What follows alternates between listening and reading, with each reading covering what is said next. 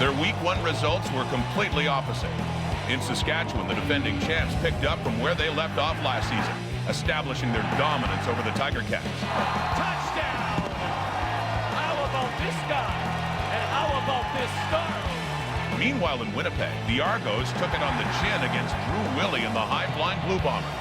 Corey Watson's got him! Touchdown! Today, the Riders rolled into Toronto looking for a 2-0 start, but the Argos are ready for redemption on home turf. No quitting this, boy. Riders, Argos, next.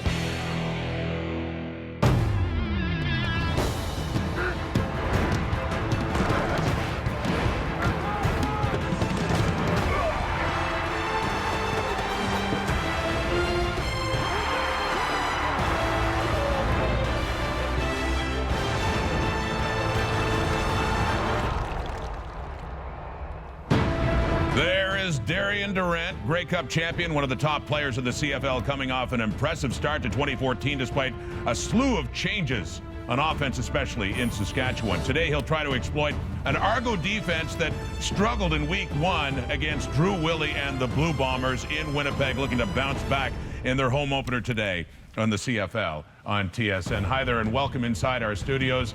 Rod Smith along with Milt Stiegel, Matt Dunnigan, and Chris Schultz. Now, if you were watching the tennis, go over to TSN2 for the balance of the men's doubles match at Wimbledon or in the TSN Go app. So today in the CFL, we have the last two Grey Cup champions. Only one of them looked like a champion in Week 1. That would be the Riders dominating the Hamilton Tiger Cats.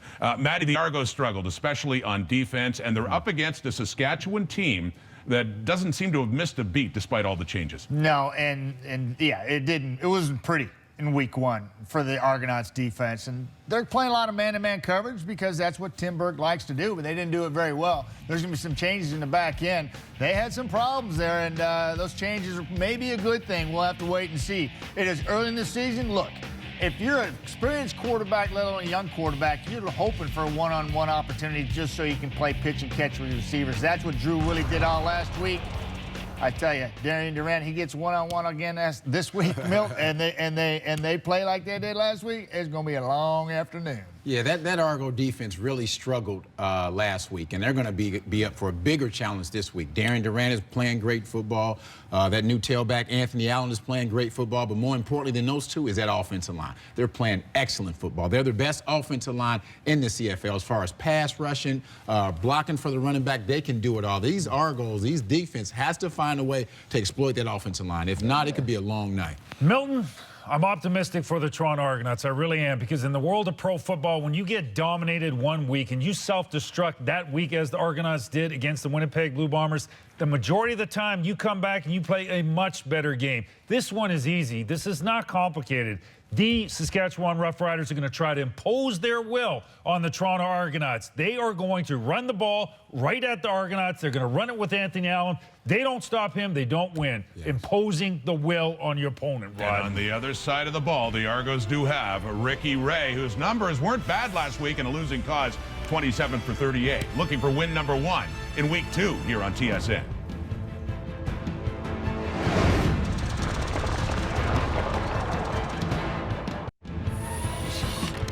Richard Wolf of Calgary. You could win the ultimate $25,000 home theater package from Visions Electronics if a kickoff's returned for a touchdown in today's game, thanks to Safeway's Touchdown to Win promotion. And if a second kickoff is returned to pay dirt in today's game, you can also win $1 million. Riders Argos and the call of the game from the Rogers Center. Chris Cuthbert and Glenn Suter, guys. Thank you, Rod. It's a sensational Saturday afternoon in Toronto. The past two Grey Cup champions set to tangle. It's the 1-0 Roughriders against the 0-1 Argonauts. Not bad numbers for Ricky Ray in Week 1 against the Winnipeg Blue Bombers. Did not get the win, but a week before the season began, we had our top 50 players. He was the #1 player. Now, a lot of people west of Ontario thought the #3 guy should have been #1. So it's the 2 top quarterbacks from the top 50 list dueling in this one this afternoon. And by the way, the 2 quarterbacks that in the last 2 Grey Cups led their team to victories, Darian Durant, and 2 years ago, Ricky Ray. And we have the last 2 coaches of the year. There's Corey Chamberlain. His Riders hit the road for the first time after a pair of preseason games at Mosaic. Chris Getzlaff not with the Roughriders on this trip, but Scott Milanovich said he was embarrassed, and his team was, by their play against the Bombers. Full credit to the Bombers, but he is demanding that the Argos are better this afternoon. These 2 teams have split their last 2 season series, and all the victories have gone to the road team. Will the Roughriders continue that trend here? I'd like to welcome viewers south of the border. Happy 4th of July weekend to our American viewers on ESPN2. Chris Milo kicks it off, and it will be Brendan Smith, who had a big kick return last week in Winnipeg, and he gets stopped up immediately. Quick downfield tackle made by Tristan Jackson. Ricky Ray's thrown for over 47,000 yards in his career. He will get this thing figured out offensively. In order to do that, there's a couple of changes. First of all, no Jeremiah Johnson in the lineup, so Anthony Coombs was going to see some action offensively, and John Childs has got to have a bigger game than he did a week ago. No catches for Childs against Winnipeg. He's their deep threat.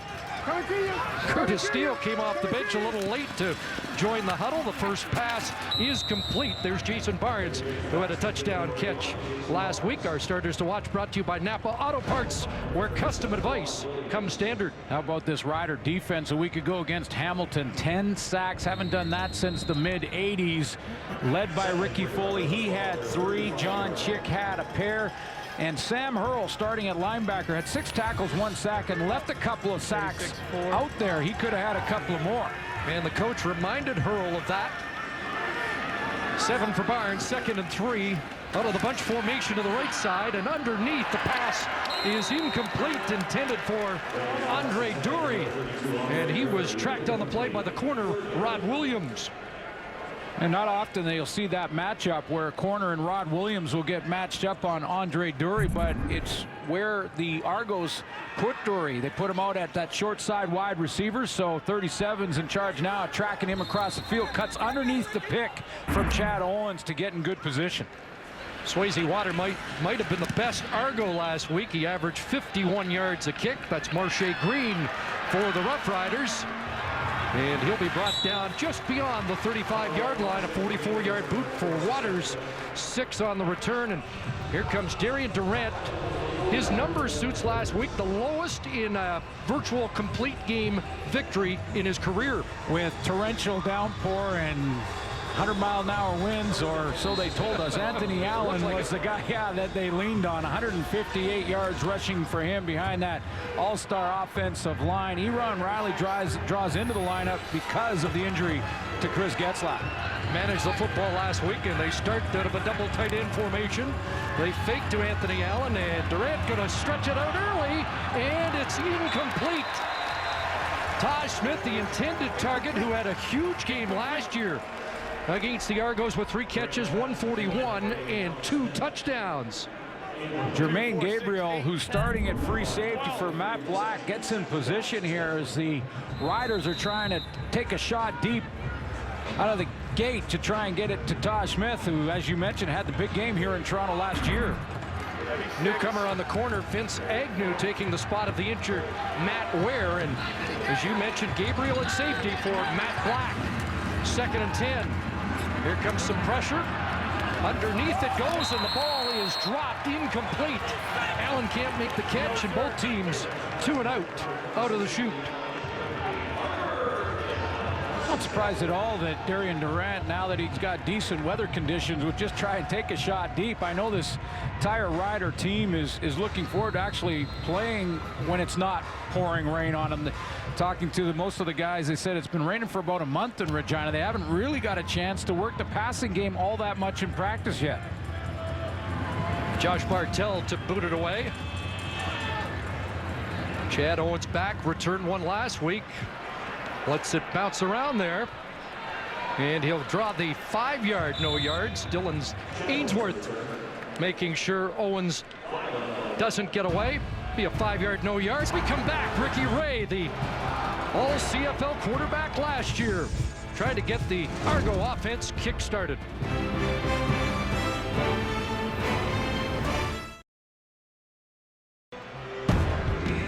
The CFL on TSN is brought to you by Nissan. Innovation that excites. I'm excited about seeing a young player in the Argo lineup in this game this afternoon. Anthony Coombs gets a chance to play with Jeremiah Johnson out of the lineup. I know Scott Milenovich was a little bit reluctant, wants to make sure he's completely comfortable before he inserts him too much into the offensive sets, but he says he's ready to go. He's looking forward to seeing him too.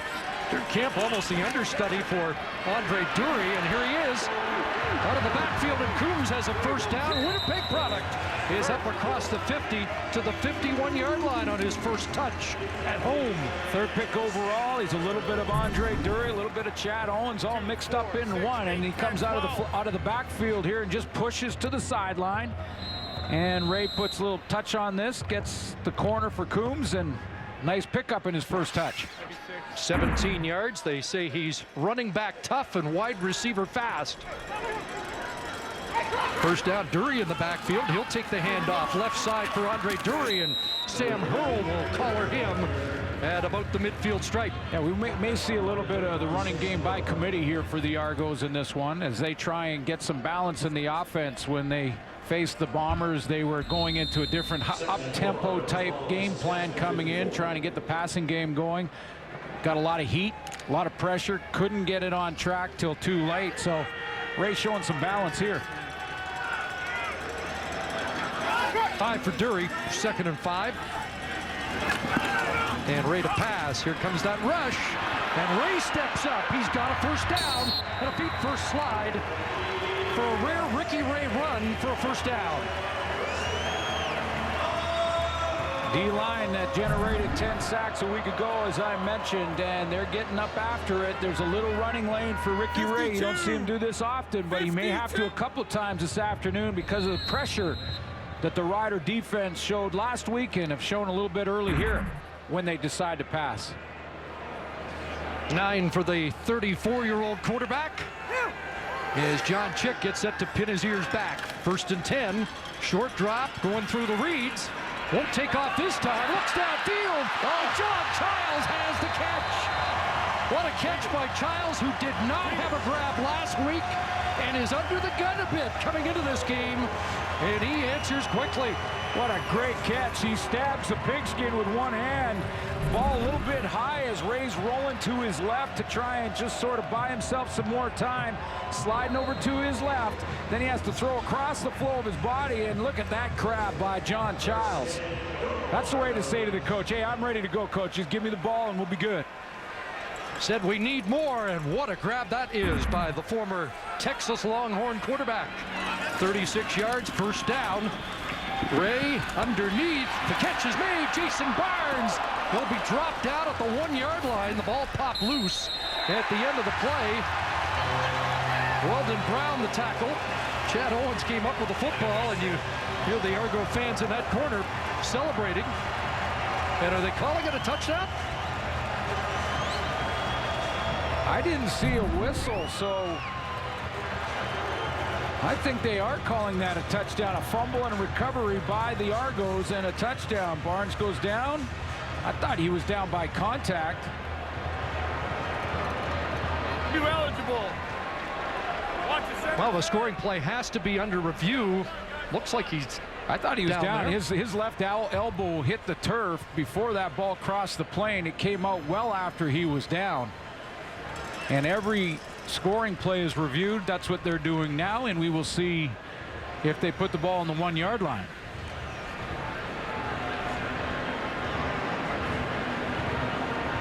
Falling on top of Tristan Jackson.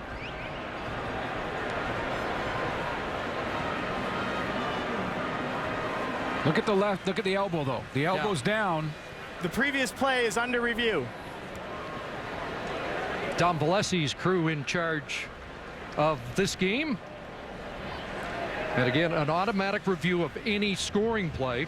And well, let's see one more time. Jason Barnes gets pulled down here now. If you hold it right, there. Okay, right there, the elbow is down on the ground. The ball has not crossed the plane. To me, that's a ball on the 1-yard line, down by contact. I didn't think there was much question, but the fans celebrated, the Argos celebrated, and well, they sent the extra point team out, yeah, which is a good strategy when you. But that elbow is clearly down. The ball not cross the plane, so this will be on the 1. So here, neither coach had to challenge because it's a scoring play. Last week, Corey Chamberlain had a chance to challenge whether or not Brett Swain was in. They ruled him out at the 2. Looked like it should have been a touchdown. He elected not to challenge. They scored shortly thereafter. After review, the Toronto player was down before he fumbled at the 1-yard line. It'll be second down. So the convert team will have to go back to the sidelines. Heads up play by Chad Owens to be alert and back up his teammate like that, but the correct call's made, and the Argos will have to punch it in from the 1 if they can. That's a tough Saskatchewan defense, and this is the toughest yard to get on the football field. So Ray to the sidelines. Mitch Gale handles the short yardage offense for the Argonauts. Second and goal from the 1. Second man through. Curtis Steele, touchdown.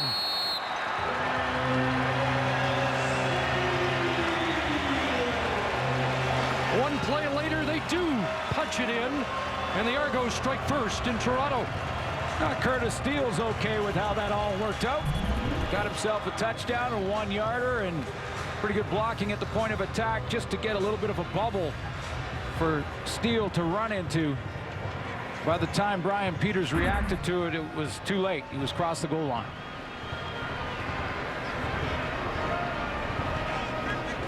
So Waters to add the extra point out of the hold of Trevor Harris. 70, watch the center's head.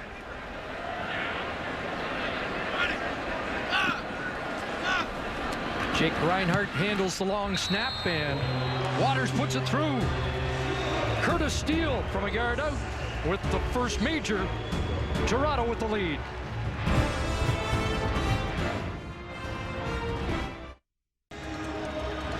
Six plays, 76 yards, and just under 3 minutes for the Argos to produce their first touchdown at home this year. 5 different players touched the ball on that drive, including John Childs, who, as you mentioned, Chris, under the gun a little bit from the coaching staff after week 1. This 36-yarder is special, and a big play to get him down on the goal line.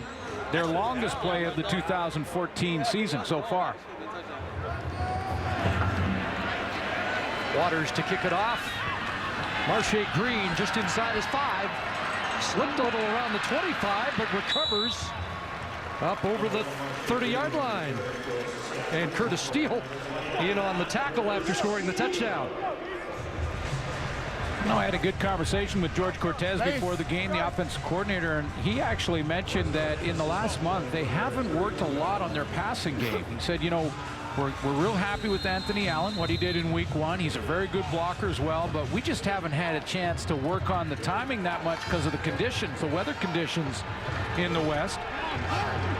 We'd have to take a quarter or so here to get things worked out. And again, without Chris Getzlaff and all those stars, the pass to there is Allen with a burst into the secondary before he's cut down. Well, why wouldn't you stick with that? Well, yeah, I mean, go back to the run, especially on first down, and play to your strengths, and the strengths is up front in the O-line. Anthony Allen, look at the hole he has. Wow. Chris Best, Dominic Picard opening up a huge lane. 19, Jermaine Gabriel with the tackle. And now to the air. Durant has it batted down. Incomplete.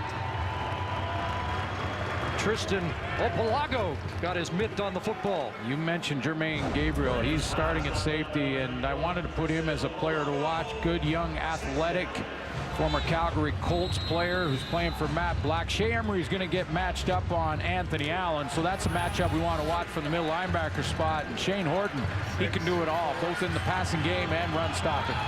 Former USC Trojan. Argos want more out of Emery and Horton this week, but Opalago with an early jump. The pass is incomplete, but Incomplete. free play for the Roughriders as the Argos offside 9 times last week, are offside for the first time in this game. Yeah, the training camps were different this year than any other year because of the CBA issues. I'm not giving an excuse for the Argos. Offside. Toronto number 91. 5-yard penalty. Repeat second down. But you know what? With those training camps and the differences that with the CBA issues and all that was going on, that the teams aren't quite as sharp. Penalties across the league in the first week were way up, and they're up to in this week as well. 22 penalties for the Argos last week. So 2nd and 5. Scott McHenry had checked in. A pass over the middle is complete. And it's Eron Riley with the catch in this week with the injuries to Getzlaf and Schillens.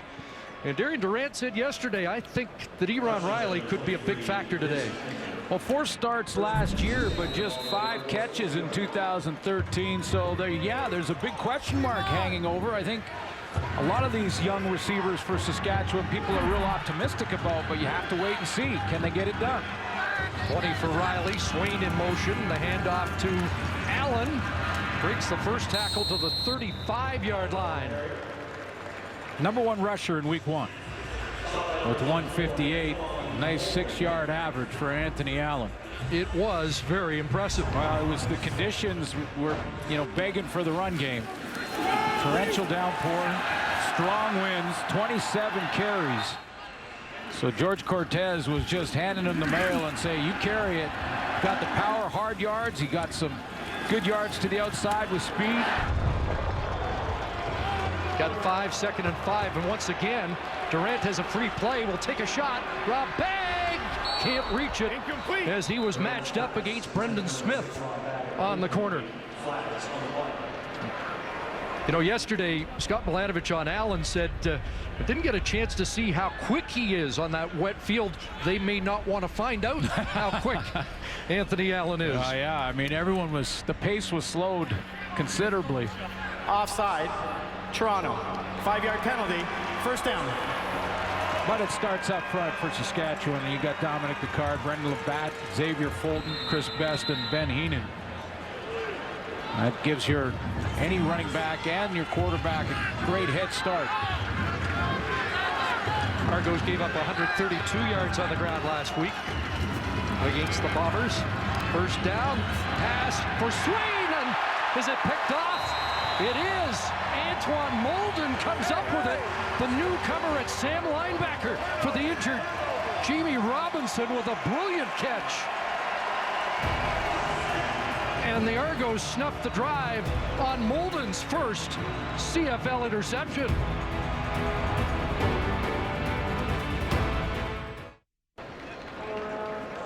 There's Antoine Molden, a veteran of over 50 NFL games, had a couple interceptions with the Patriots in 2011.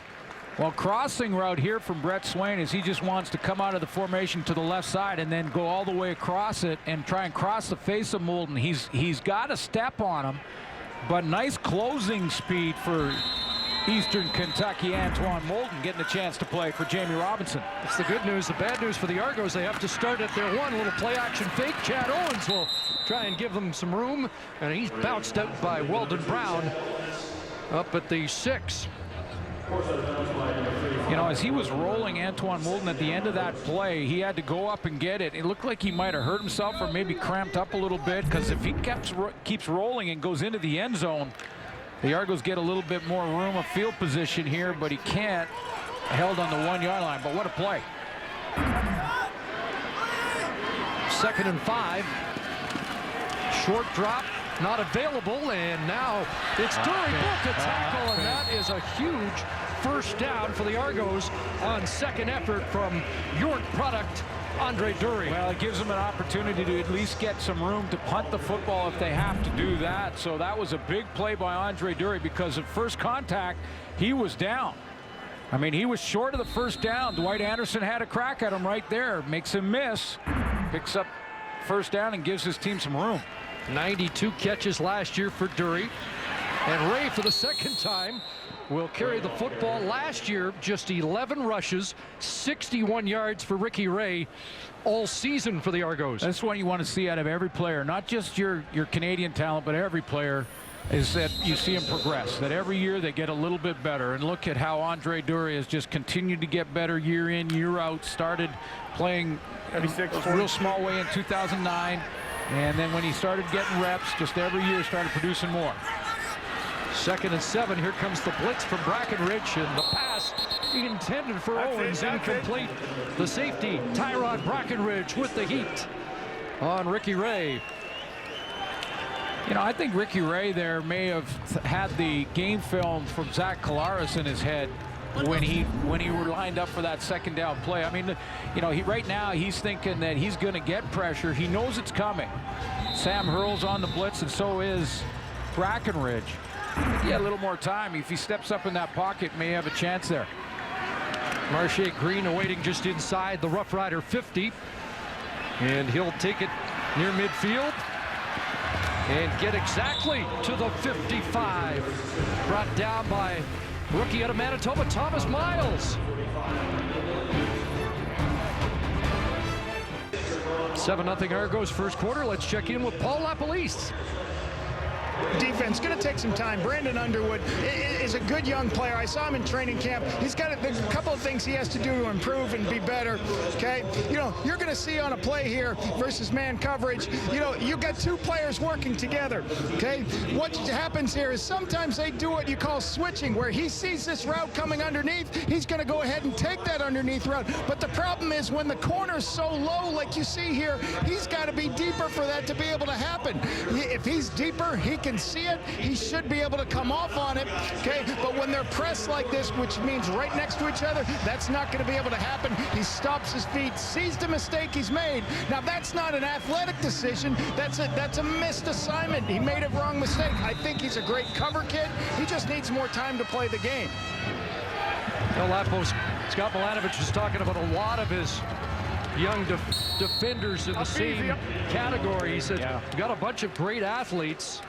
Are they assignment sound? It's going to take a little time. It'll take some time, but, you know, Brandon Underwood has to understand, like Coach mentioned, that if you get into press anywhere, whether it be on the goal line or in the middle of the field, then the switch is off. I mean, you cannot play defensive back from the press position and then switch with the receivers that are crossing. It happens too quickly.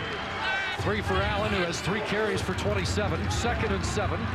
And Durant dancing around. He'll take off. And Darian Durant with a feet-first slide in front of Shane Horton has a first down. You got it? Only one run for Durant last week for 6 yards. Of course, the big Western semifinal rushing game against BC. I'll show you what the Argos did here to force Durant to run this. They're going to drop their linebackers out and get underneath those intermediate routes so that those DBs, like Coach just mentioned, that are covering one-on-ones, you got a linebacker dropping underneath, got some 3 or 4 guys there just helping out. Flag comes down to stop this play on 68. And you can hear the call. It's a procedure penalty against the center. Procedure. Saskatchewan number 68. 5-yard penalty. Hard for the guy holding the football to be offside or to move before it, but he may have been moving the football around too much before he snapped it. Either way, down over 1st and 15. Marching back 5. Rough Riders with 11 penalties last week, 97 yards in the adverse playing conditions. So it's 1st and 15. Here comes the heat. And they'll screen it to Allen. Breaks 1 tackle, and Shea Emery, number 41 in the TSN top 50, and number 41 for the Argos with the tackle. Well, they need some leadership out of Shea Emery, and that matchup between he and Anthony Allen in this game this afternoon will really probably determine who wins it. If Shea Emery can control Allen's production, he's already had one pretty big run, but if he can control it, get him in the 2nd and long, then they got a chance. Allen gets 158. You got to like the Riders' chances. 2nd and 8. 4-man rush. Pocket collapsing. Downfield and too far for Taj Smith with Jalil Carter in the area for the Argos. Jalil Carter's deep outside third player. And so you're going to see a 3-deep zone defense. And as Coach mentioned, in the first game, the Argos played a lot of man-to-man defense, a lot of press coverage, and had problems with it. This time, Jalil Carter says, I'm going to drop over in that deep outside third. And when they try and throw it deep, he's sitting on that from Taj Smith. Corey Chamberlain with the decision to send out the punter, and Josh Bartell will bounce that inside the 10 instead of a lengthy field goal.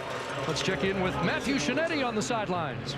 Guys, Ricky Foley was the outstanding Canadian and defensive player last week, but a few weeks before that, he actually thought about retiring. In the offseason, he was recovering from a knee injury, was literally having his knee drained every single week, and he thought about the pain, the personal and physical of a professional football player.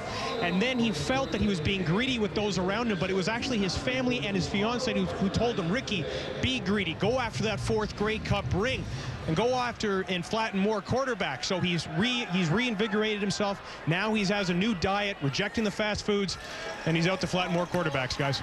Little reverse here, and it's a nice one. Andre Dury skips across the 30 and is up to the 35-yard line and still on his feet. How about that extra effort? At least 10 more with a pile on top.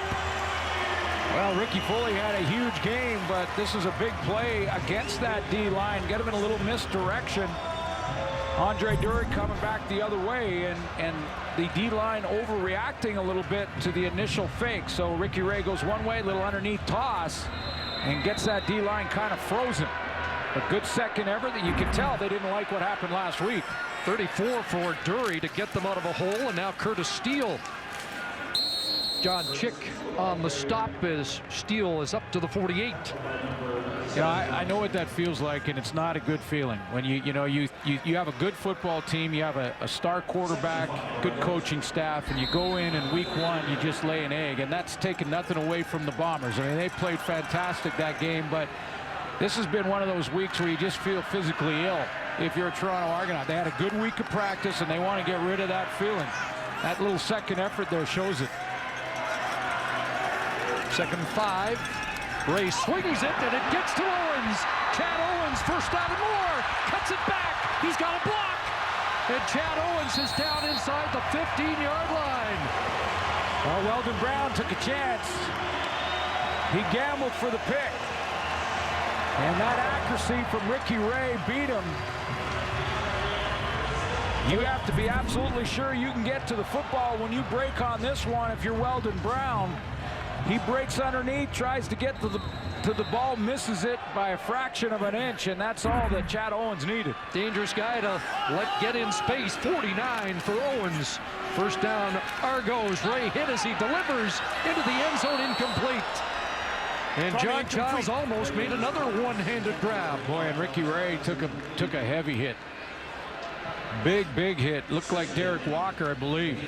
Gets a little time to shake the hit off as we have hit quarter time in Toronto. Big play by Chad Owens and a touchdown for Curtis Steele. Slow start for the Roughriders, and it's the Argos 7-0 after 1.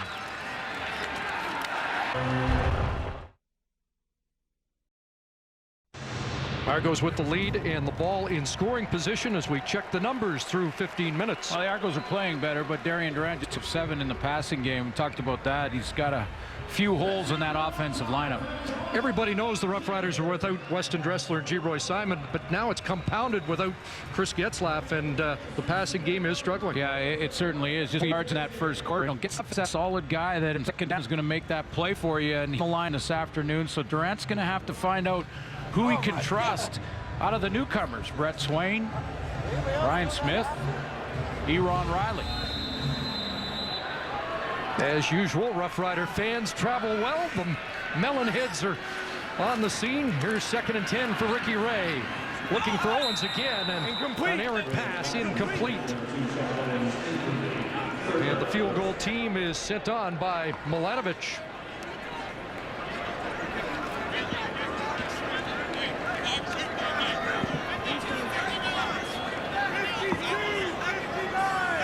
And it will be the first field goal attempt for Swayze Waters on the season. No kicks last week in Winnipeg.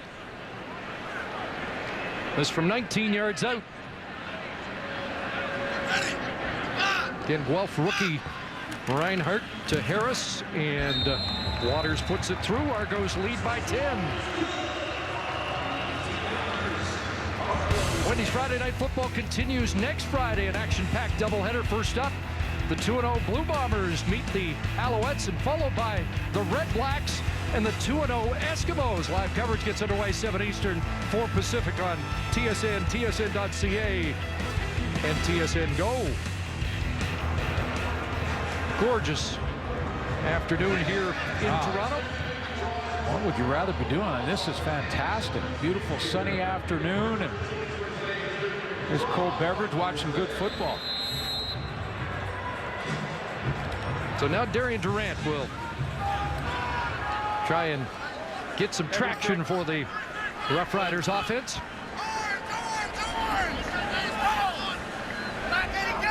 Saskatchewan starts at their 35.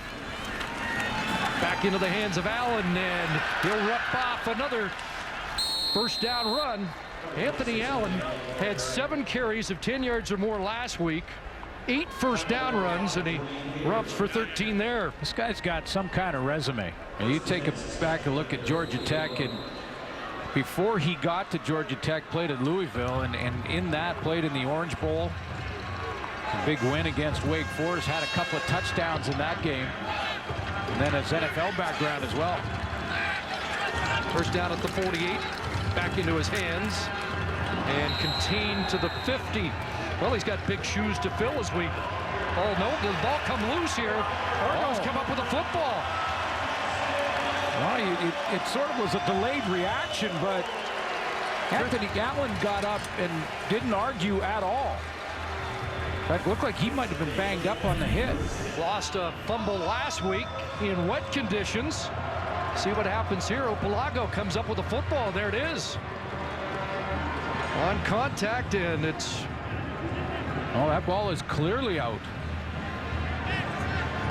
Clearly on the third replay. So that's a couple of fumbles for Anthony Allen. And another takeaway by that Argo defense. And they'll start at the Rough Rider 49. Coombs in the backfield, takes the pitch. Short side, tries to turn the corner and gets bounced out by Rod Williams. Well, they got Sir Vincent Rogers a tackle out in front of that one, and did a nice job blocking downfield. Anthony Coombs, a 5-yard run. Love when I see those big guys pulling. Whether it be guard or tackle, you get them around, they just start to thunder around the end. And when you're a little DB and you see those guys coming, you're looking for a hole. That's a 319-pound freight train bearing down on you. Double tight ends, second down, and ready to throw. Underneath it goes. John Childs with speed, lowers his shoulder and fights for first down territory. John Childs is checked in for duty tonight. Well, he has, and crossing routes is an adjustment that the Argos have gone with here after their game against Winnipeg, but also from what probably Ricky Ray saw against the Saskatchewan Roughriders in the game film he's been watching all week when they played Hamilton. Good man-to-man team that made Zach Collaros hold the football. Now, crossing routes against man gives you an advantage offensively. Anderson bounced off him. Terrell Mays with the tackle. First down Argos. And Ray Owens over the middle. And Chad Owens is dropped by Hurl at the 15. Crossing routes can work on against a man-to-man coverage scheme. Defensive backs trying to cover one-on-one on the crossing routes. They're difficult. This is a zone now, but I was going to get to the next one, which is if Ricky Ray wants to hold the D-line, who had 10 sacks last week, play action does that.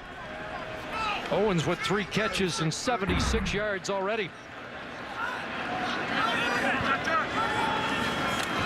First down, Ray.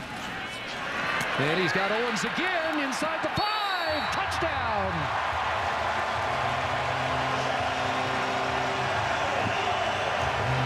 Different team than we saw a week ago. You knew they'd get it together offensively.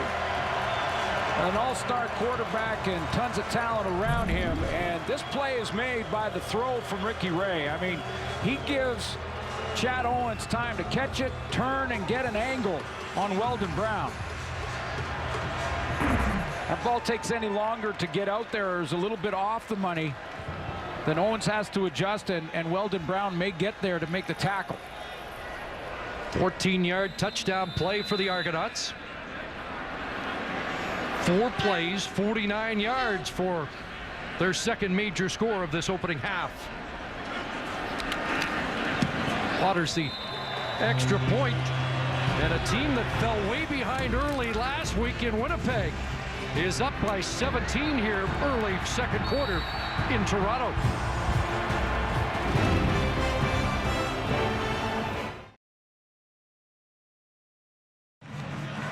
Just a couple of touchdown receptions for Chad Owens last year as his first of 2014. I love you guys. It's all my babies. Nice bang route out of a bunch formation. I'll explain what that is when we get a chance to go and take another look at that touchdown, but nice combination route running by Chad Owens and John Childs. Waters the boot, and it's Marche Green trying to give Darian Durant better field position, but the Argos cover team gets the job done. Let me show you that bunch formation where Chad Owens lines up. Chad Owens is right here, and there's the bunch. Now watch John Childs push it down the field. Now Weldon Brown thinks Owens is going to run that dig inside, but what he does is he bangs it back out. Now watch how it creates leverage for Chad Owens. Here comes Owens up the field. He thinks he's going to get an in route. He sits on it. Now Owens is outside. He's got leverage on Weldon Brown. The ball thrown perfectly and on time so he can turn the corner, and now he's got the angle on Brown and can get there. So the Riders have fumbled it away, an interception, play action fake, and it's McHenry out of the backfield, and Scott McHenry up close to first down yardage. Does this take Anthony Allen out of the game as a running back? I think it's way too early for that. You just stick with your game plan, and game plan for the last 2 years for Saskatchewan has been run first, throw off that run, make plays down the field once you establish the running game. Second and less than a yard. And Neil Hughes, the local product, in his 11th year, will plow for the first down. Hamilton Tiger Cats from last night will tell you you could score a lot of points in a short amount of time. You just kind of stick with your game plan, especially you're still in the first half. Well, we saw it Friday night. Yeah. Ottawa scoring in their first 3 possessions. Led 14-0, 21-7. But the Bombers stormed back. First down, Argos showed blitz. And Durant slipped. Oh, no, he got leveled. Off the edge, it's Thaddeus Gibson. Durant spun out of the first tackler's hands and right into the arms of Thaddeus Gibson at 2:43. And the former Ohio State Buckeye has his first quarterback sack. Pressure up the middle, and Durant spins out of it right into number 6's arms. Pressure coming from Cleon Lang. Just 1 sack for the Argos last week. They had 9 in the preseason game against Hamilton. Loss of 9, second 19. More pressure on Durant.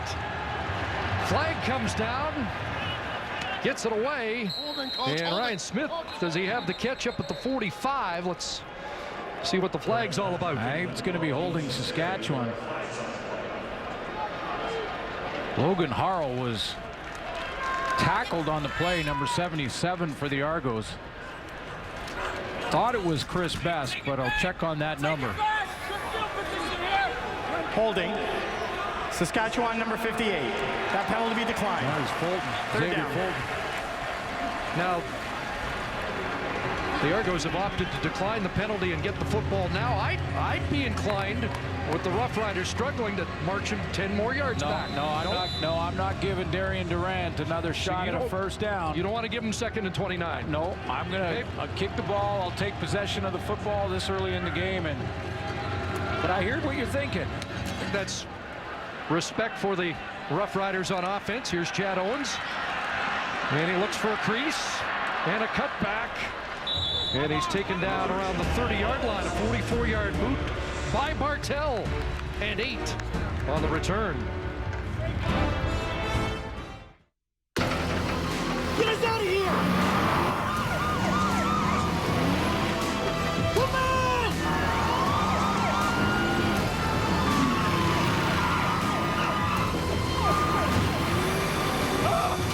What are you doing?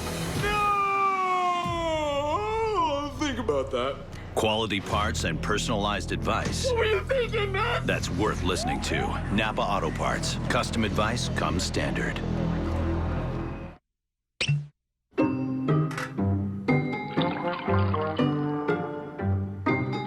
Still just filtering with Brita?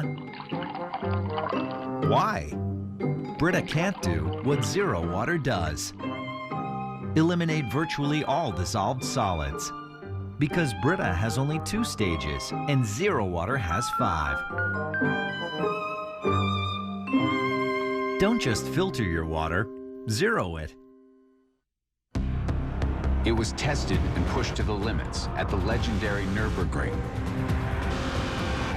It arrives with a standard H-Track intelligent all-wheel drive system. Its platform uses our own advanced high-strength steel to maximize stability and responsiveness. Was bedeutet das? Ärger. Introducing the all-new 2015 Genesis, created by Hyundai. Get ready, Canada. The Amazing Race Canada's back Tuesdays this summer on CTV. New teams, new adventures, no limits. A new season of the Amazing Race Canada Tuesdays starting at 9, 8 Central on CTV. Interesting. Play calling for Toronto. I can get the toaster one. Okay, so you want to toast the opposition. Maybe that's a deep throw. I'm just trying to figure out what the leaf is all about. Well, I was going to look at that thinking, now I don't know this. This is not information that's inside or anything. I'm just speculating here and guessing. So the toaster can maybe toast deep. You got racing cars on the ground, so maybe that's ground. You know, this one here maybe, you know, we don't make the playoffs for 100 years. I don't know about that. And then we go down to, I'm just kidding, Leaf fans. I'm kidding, Leaf fans. Hang on, I'll check my Twitter. Oh boy, it's lighting up right now. 2nd and 10. What's Ray going to call? Pressure on, and this time they get to him. So that defense that produced 10 sacks last week gets home, and it's John Chick with his 3rd sack of the season. Well, and he's caught his buddy Ricky Foley, and they compete in this category. They want to get after it and try and see who can win the sack race. To the right of your screen, little inside twist. He gets triple teamed, busts through the triple team and gets there. So Chick looked over, saw the toaster, thought about Brett the Toaster Williams, and was inspired to produce a sack, and the Roughriders defense needed that. Marche Green trying to get outside. Skips away from one. Jalil Carter funnels him back in. And the tackle is made. A 52-yard boot. 7 on the return. We'll see if the Chick sack gets the Roughriders going.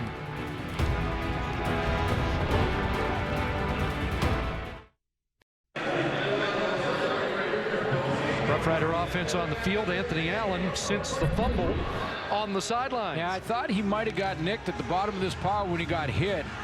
Ball came out early, and then when he went to get it, he put his arm down and was kind of favoring that right arm. Now, that's just speculation. He was at 4 for 40. So Neil Hughes is in, and he drags Opalago for a few extra yards. That's a nice 10-yard average, but then after the fumble, 5 for 42.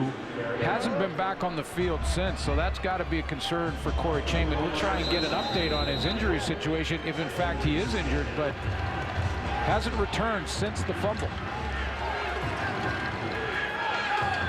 Good first down production by Hughes at 7. 2nd and 3. Stays in the block. Durant time. And the pass is a catch. It is a catch for Taj Smith and a first down at midfield. That's a nice catch. He had to put the brakes on and get down low reach a little bit behind him. And this is not because it's a throw that's off. I think Durant deliberately put it there because of the coverage provided by the Argos. There was a player up high on top in pretty good coverage, Vincent Agnew. That's the newcomer on the corner from Matt Ware, who started last week. Now Durant looking a little deeper downfield. Got a completion. And there's Brett Swain, who has become a reliable receiver in short order for Darian Durant. 27 for Swain. This play doesn't happen if not for the blitz pickup here, and it's Neil Hughes going to step up and make a block on a coming pass rusher right up the middle. And that block's not made in the middle on Shea Emery. Durant gets hit right in the mouth. It allows Brett Swain to get open on this corner route. Ball dropped right in there. Fourth catch of the year for Swain. He has a touchdown. First down, Durant to the sidelines, and that one batted down. Good play by the safety in his first CFL start from Scarborough and Cedar Break Collegiate. Nice play by Jermaine Gabriel. Outstanding. I mean, that was a break on the football. That's corner speed. You know, the safeties, us safeties not known for that kind of speed. You saw the throw. Read the quarterback's throwing motion, broke there quickly. Matt Black has an arm issue. Second and 10 from the 28. Here comes the blitz. Gabriel picked up. Durant with lots of time and a wide open receiver, and he overthrows. And it's incomplete. Jermaine Gabriel came on that blitz. You're right, Chris, and again picked up nicely by Neil Hughes, who, you know, is a guy who's put together such a nice 11-year career. Whenever he's asked to come in and play, he will come in and execute. Now, he picks up this safety blitz and is solid in it. I mean, hold it there for a second, guys. I mean, look at the blitz pickup right there. That's tremendous blocking from the running back spot. Now, Durant doesn't complete it, but Neil Hughes did his thing. Chris Milo hit from 35, missed from 35 last week. And from 35 yards out, he has missed here. And Chad Owens thought about it and didn't get down very quickly and took a hit that he probably could have avoided. Levi Steinauer got a free shot, but just one, and it's been that kind of afternoon so far for the Roughriders. Yes, it has. And Chad Owens thought about running that out. He was, and that hesitation is why he got hit. He had a little bit of room out there. Probably the instruction from the bench from Scott Milenovich was to give up the single if it's missed. And that's what was in the back of his mind. But he looked like he had some room, and maybe the head coach will say, hey, next time if you like it, go ahead and take it. Argos home opener, and in the last 6 years they have not had a winning record at home. 4-5 last year, 19 wins, 35 losses in their last 6 years. So an area that they're looking to improve on in 2014. But primarily, the coach was looking for a bounce back after last week, and he has got it so far. Curtis Steele, good first down run. He rips off 8 up to the 43.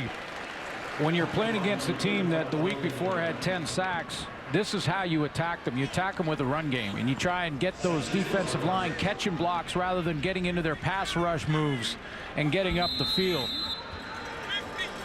And Richie Hall's got to make that adjustment now and look for his linebackers to make the stop early, scrape to that football, stop the run, and make Ricky Ray throw the ball again. Darvin Adams has checked in to the Argo offense, but they hand it off, and here is Steele again. And Curtis Steele has the first down up to the 50. This is also a chance, I think, for the opposing teams that play the Riders early in the season. They've had to make some changes in their linebacking core, and at middle, Brian Peters had a great game in week 1, and so did Sam Hurl. But there's still young guys that I'm sure teams will want to test along the ground. Sam Hurl weighs in at 225, put on about 10 pounds, feeling like he might get a shot to play middle linebacker this year, but they moved him out to the strong side linebacker. First down, a fake hitch, and that didn't fool anybody on the Riders defense, as the tackle made inside by John Chick. Love the call by Richie Hall. If you're giving up some yards along the ground, take the reading out of it for Brian Peters, get him on the line of scrimmage and blitz him. That's what they did there. They just said, basically 2-7. You just go ahead and run the run-stopping type blitz, and he was in the backfield immediately. You like the ring of that, sending 2-7 on a blitz, don't you? Says the former number 27 in green and white. I didn't mind the odd safety blitz when that was called. 2nd and 12, and Anthony Coombs was out of the gate way too early. He was in Scarborough on the snap of that ball. I don't know if that's the right direction for Scarborough. With traffic, he wouldn't have been that far, but we get your point. Yeah, that was he was 10 yards offside.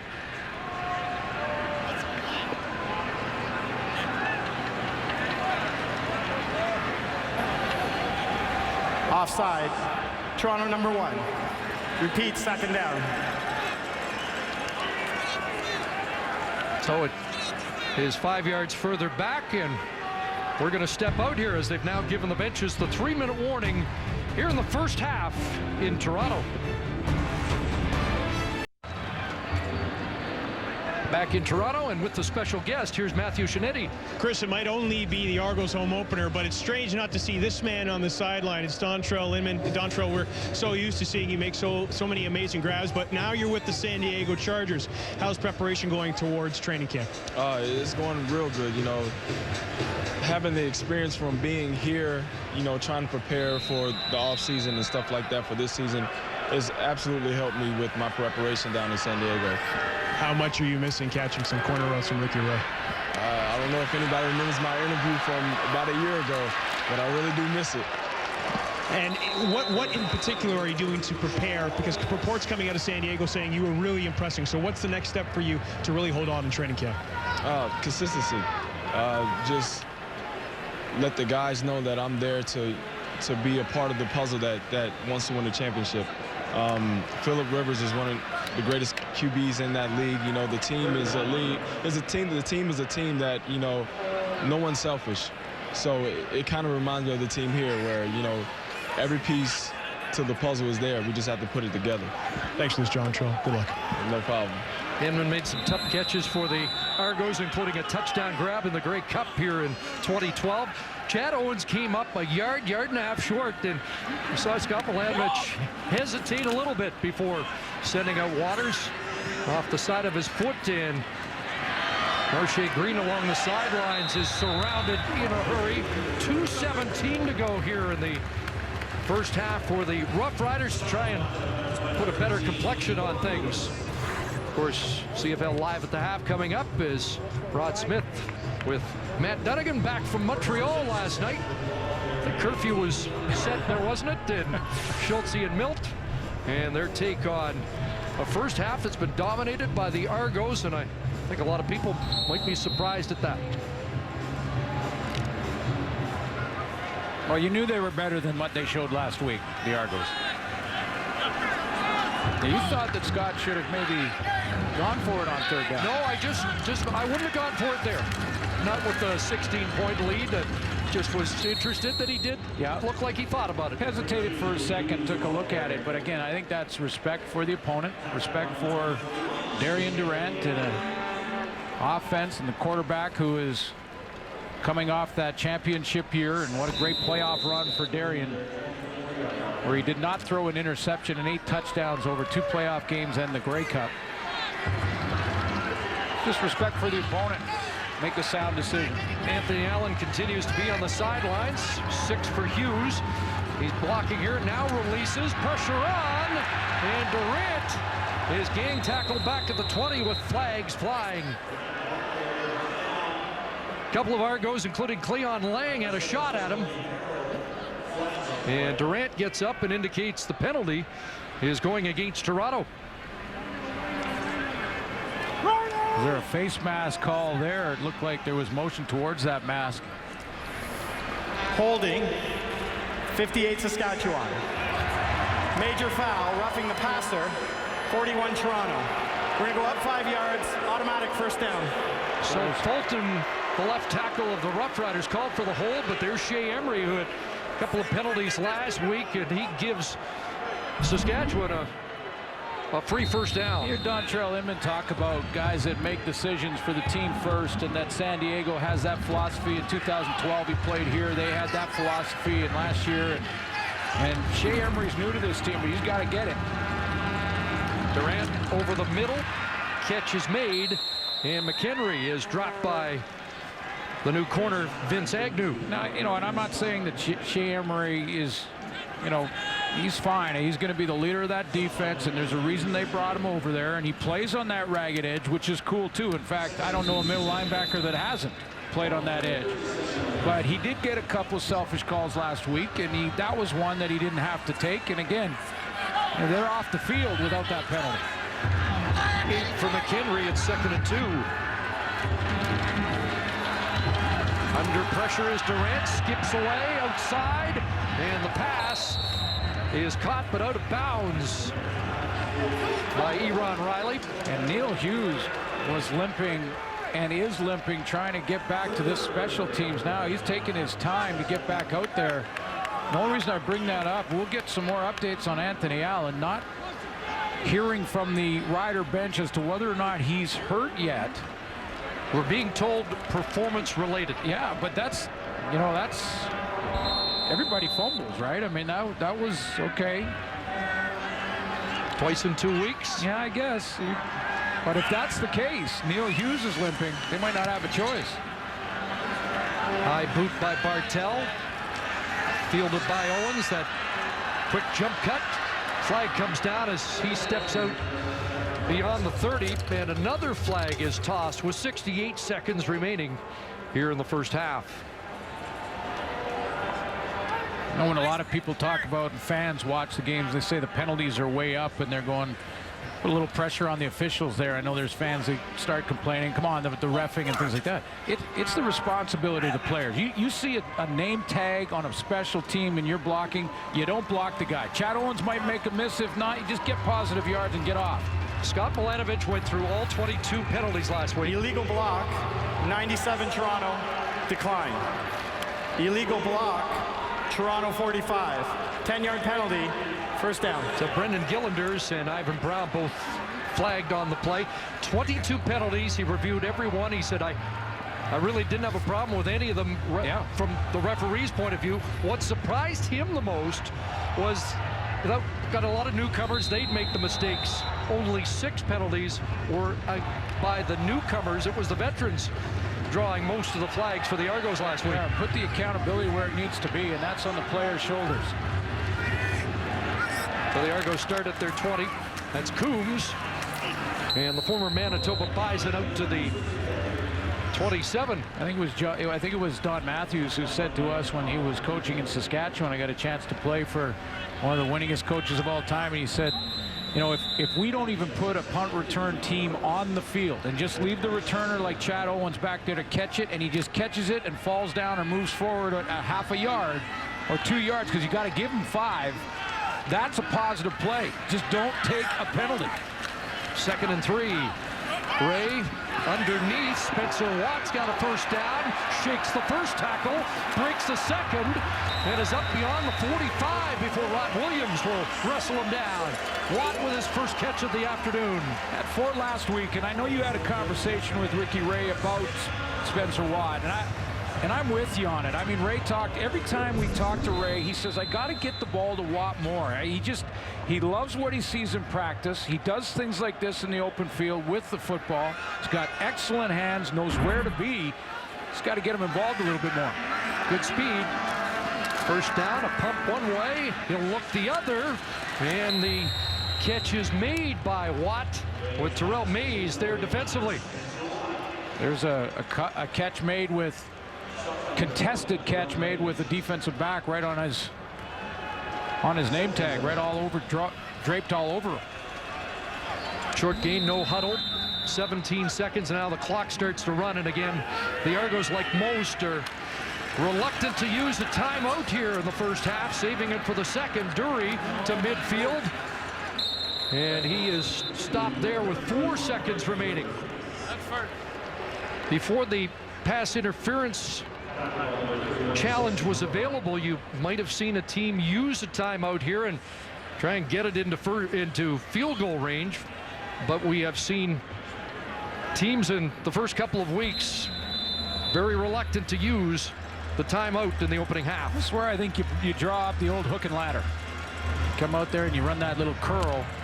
Get another receiver to come underneath it, try a little toss to him, and see if you can't make some magic there. I'm not sure Scott Milanovic is digging that deep into a playbook, but see what he does. 4 receivers to one side, and he'll give it to Watt. Spencer Watt fumbles the football, and it's a hot potato that the Roughriders come up with on the final play of this opening half. A big one for Ricky Ray and the Argos as they try to rebound from last week in Winnipeg. And they will take a 17-1 lead to the locker room halftime as we join Rob Smith. Back in Toronto as we get set for the second half. And the Argonauts with a 17-1 lead. Let's check in with Matthew Shinetti and the Roughriders head coach, Corey Chamberlain. Coach, we didn't see a lot of Anthony Allen in that second quarter. How is he feeling? He'll be good. He'll return. In terms of what you guys need to do to combat the scrimmage, what kind of adjustments do you have to make? Argos are doing a good job playing football. The thing we're not doing on either side of the ball right now, especially up front, is we're not staying fundamentally sound. We've kind of got away from our fundamentals on both sides of the ball. If we do that, we'll be okay. Thanks, Coach. All right, thanks. So he'll be okay, and there he is.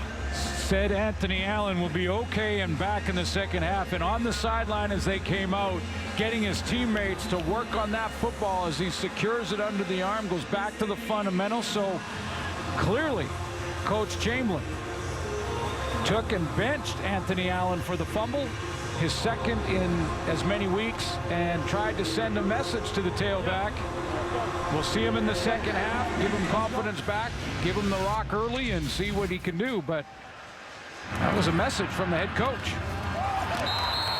Was unable to bring that in, but had rushed 4 times for 40 yards prior to the fumble. But not a lot was going on for that Rough Rider offense in the first half. And there's the Allen fumble, which was the last time we saw him early second quarter. Interesting. That's an early message to be sent, isn't it? Very. And when you consider his first fumble was in that downpour last week, this is his first real fumble. It's probably his fault, and got sat down for it. Second half underway. Marche Green on the return, and he is upended around the 35. That's Agnew with the tackle. See if Darian Durant can get things going in the second half. He was 7 for 15, 88 yards in the opening half. Well, 5 for 42 for Allen. He had that 4 for 40, so he had a nice average. He dropped a pass out of the backfield and had the fumble, and I guess that's why he was benched. But anyway, you look at Henry for the couple of catches, still not in sync with the receiving corps as Darian Durant. Not yet. Again, against an Argo defense that gave up 451 last week. And Allen, the ball carrier right off the hop. Right to him. And he has it just across the 40 and a pickup of 5 yards. The only thing that you're concerned with now, I think, if you're Coach Chamberlain, about what just transpired over that first half is now you put him back in. You saw how he was working on it before the second half begins. Now, does he slow down to a third gear because he's so concerned with protecting the football? Let's face it, he wasn't the only culprit in this 16-point deficit in the opening 30 minutes. But a focal point here in the second half, and now they'll swing it up to Allen. And good collision there, and the Argos will prevent the first down. Such a fine line, isn't it? I mean, you want your players to go ahead and play and be creative, you know, and try and make guys miss and do whatever you have to do to pick up first down territory.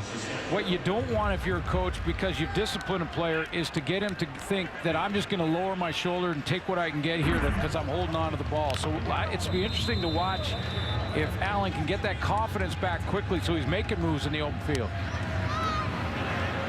Bartell the boot. Backpedals Owens to his 10. And Owens contained and tossed down by Brampton native Shamari Williams. Ball popped loose after the whistle.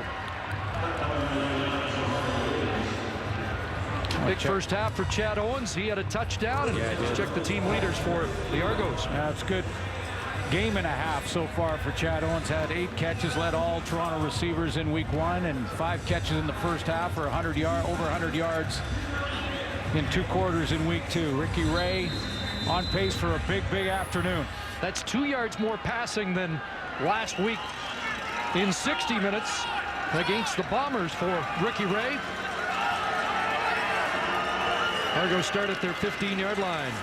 Will fake inside. John Schick in pursuit. And the pass is complete to Alexander Dupuis.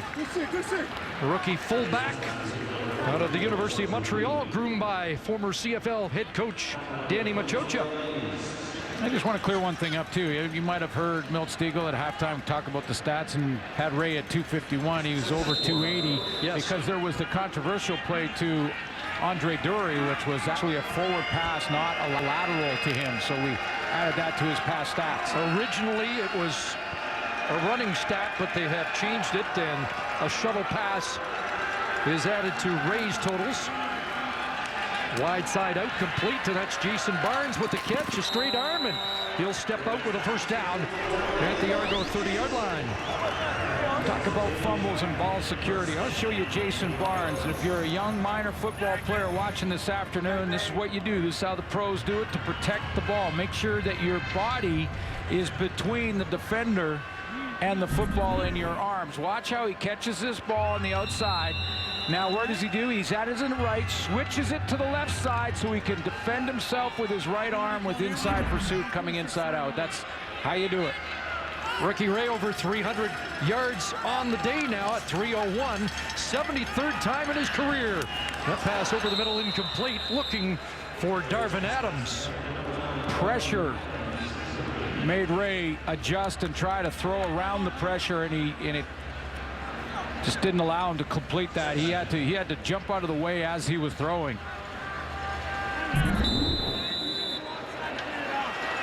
And watch how he goes with a little play action to Coombs. Now he's kind of jumping away from Weldon Brown, and you see how he adjusted his throwing motion. So 18 for 24, 75% for Ricky Ray. Last year, over 70% in all but 1 game. Dumps it off, Dury, and he bounced off the contact. Sam Hurl will wrap him up short of the first down, but we've got a penalty in the Argo backfield. Dury comes up limping after he came up short of the first down, but is that a penalty against the Roughriders? Well, it was right low. Major foul, roughing the passer. Saskatchewan, number 95. 15-yard penalty, automatic first down. Well, Ricky Foley gets flagged. That'll keep the Argo offense on the field. Yeah, and it was a low hit, and it was late in the process. Ray got this out of there to Andre Dury. Go ahead, run it, guys. But watch after he throws. Now, I think Foley kind of trips and falls as he rolls into him. But that doesn't matter. If you hit the quarterback low for any reason, you're going to get the flag. Extends the drive to the Argo 51. And the counter to Coombs. Across midfield. Big hole. And Anthony Coombs with his best run in his young CFL career, dashing down to the 31, and it's a 28-yard run. Chris Van Zyl comes out, and he springs Anthony Coombs. Chris Schultz, get your telestrator pen ready down there in the at home base. This is offensive line play at its best, and he's going to come around. Watch number 54 here come outside and be the lead guy for Anthony Coombs. Hold it there, guys, right here. Hold it there. Here comes the big block, and if he doesn't get this one, that's about a 5-yard gain. Cuts the legs out of that defender, and away they go.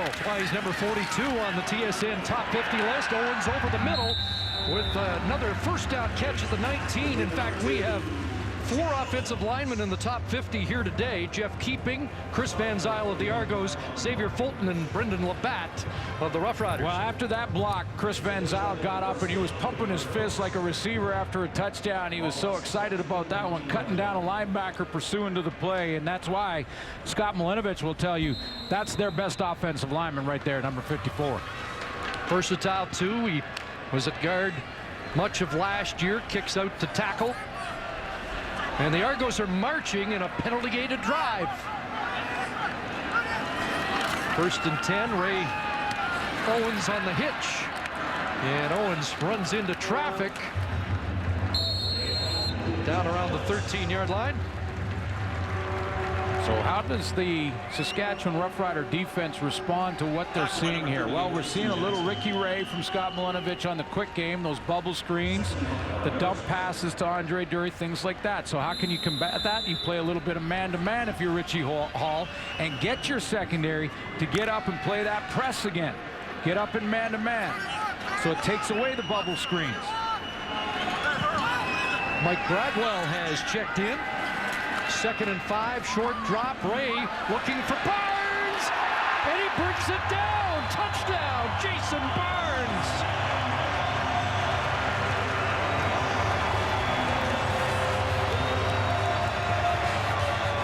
The old Sacramento State combination, Ray and Barnes, connect again. What a tremendous adjustment to the football in the air for Jason Barnes.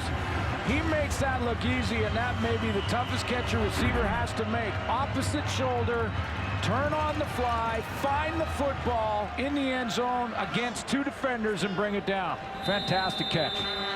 24th career touchdown for Barnes. 22 have been delivered by Ray.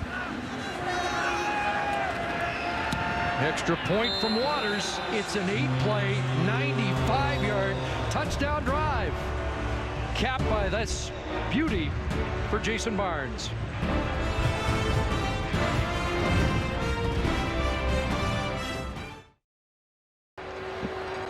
Touchdowns in consecutive weeks for Jason Barnes to extend the Argonaut lead. Remember that John Childs catch early in the game when he went out with the one hand and dove for it and brought it in? I mean, those are fancy and they look cool. And yes, they're tough catches to make with the one hand. The one that Jason Barnes just made is harder for receivers. The athleticism necessary to do what he just did, it's something special. We'll take another look. But first, Marche Green on the return. And the Argos cover team brings him down around the 30-yard line. Jalil Carter in the area, helping out on the tackle. Let's think about the top end speed. Now he's going top end here as he makes this move to get down the seam. Now if you hold it right there, he's looking for the football here. Well, Ray throws it outside shoulder. So what he's got to do now is make the adjustment, turn his body at full speed. He takes a bump. Now look what else Jason Barnes does. He elevates, rips it down, secures it, does not let it hit the turf with 2 defenders on him. That's something. That's a great catch. Bigger hole for the Roughriders to dig out of, and pressure is on, and Durant gets buried. Cleon Lang, the only returning defensive lineman for the Argos, gets home. 2nd sack of the game for the Boatmen. You know, with this offensive line in Saskatchewan, you don't usually see the middle of the O-line get compromised here. It's so strong up there. You don't see that get pushed and bowled back, but this time they do. It's just this pressure relentless that continues to move that front 3 backwards into the lap of Darian Durant. Much better view for Tim Burke this week than it was in Winnipeg against his old team, the Bombers, a week ago. Well, Tim Burke is getting that type of pressure from 4. He doesn't have to send too much blitz. I've seen a few. Saskatchewan number 4. Remains 2nd down. And that's a defensive coordinator. That's perfect for defensive coordinators. When you can get solid pressure from your 4 front guys, linebackers can get underneath in the passing game. Boy, it's tough to complete passes against that kind of defense. Tough to convert on 2nd and 20. That's what Durant will try to do. Into the flat it goes. The pass complete. And the ball came out. They're ruling receiver down. As they get back close to the original line of scrimmage. And that's Anthony Allen again as the ball popped out. Well, let's take a look because I did hear the whistle blow. Take another look here. Again, is Anthony Allen trying to be that much more careful? He's not down by contact yet. And then it holds on to it. No, the knee's down. I think the officials blew the whistle right there, and they got it right. Juan Molden trying to rip it out of there. Shank punt by Bartel is scooped up at the 40 by Owens. I know they don't lose possession, but something else for Anthony Allen to think about as the Argos extend their lead in Toronto. While the stage set for two of the game's biggest stars to battle it out in the Wimbledon men's final. Exclusive coverage, Djokovic, Federer. Action kicks off tomorrow morning with breakfast in Wimbledon, 8 a.m. Eastern, 5 Pacific, right here on TSN. You can also watch live tsn.ca and TSN Go. And our congratulations to Eugenie Bouchard. Yeah. Comes up short today, but what a phenomenal tournament. And that Wimbledon victory is not too far in the future, is it? Andre Dury takes another pass, and boy, Dury's broken a lot of tackles here this afternoon. What a talent he is. Well, he gets you the game plus. I mean, it's whenever he gets first contact, or even the 2 or 3 defenders that rally to him, he'll get another 5 after that. And he does it again on this play. Again, excellent recognition on the blitz by Ray, gets it out to his back / receiver, and then there's the extra 5 from Dury. Those slots so key to the Argos offense. Owens over 100, and now Dury 5 catches, 77 yards as Ricky Ray adds to the stats. Coombs bounced off first contact, and he is dropped at the 40. You know, this Rider team, we made this observation at halftime when the panel took over and talked about they just looked a little sleepy in the first half. Now, they traveled out early, so that's not an excuse for Corey Chamberlain's guys, and they haven't really bounced back from it. You know, the indication when you're watching defensively is, are they making that first hit when they're bringing the guy down, or are they missing that first tackle? And they're missing those tackles. The youngster Coombs with 6, 2nd and 4. And they'll fake to Coombs. Owens was the intended target, I believe, but it is snuffed out by Terrius George, who had 1 sack last week and has 1 here.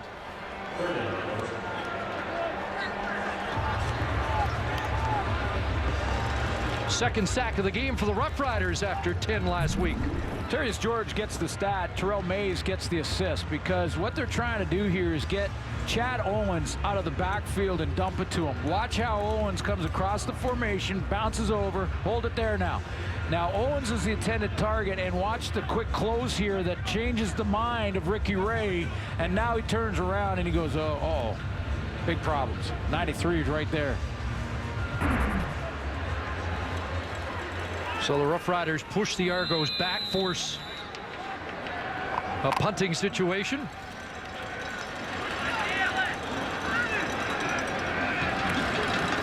And Waters outside the numbers, blasting it though into the end zone.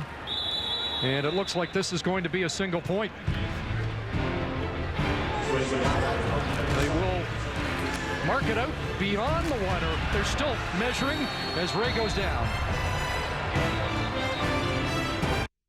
When they took a guitar and added electricity. Went to break, wondering if the Argos had a single point or had backed up the Roughriders at the 1-yard line, and they did some long surveying, and they're still looking at it as that went into the corner right by the cone. That was the ball just bouncing right there. I think single. Wyatt was confusing the official as they lined it up, walked out to the 2, and then he backpedaled back into the end zone, and they're doing a quick review, but hard to tell. After review, the call on the field stands. Single point. So it is good to take a look at it, though, and we'll see you got it right. Because it's a scoring play, and so it's now a 24-point lead for the Argos. 25-1 here with just over 5 minutes remaining. Third quarter. And Shea Emery out of the game for the Argos.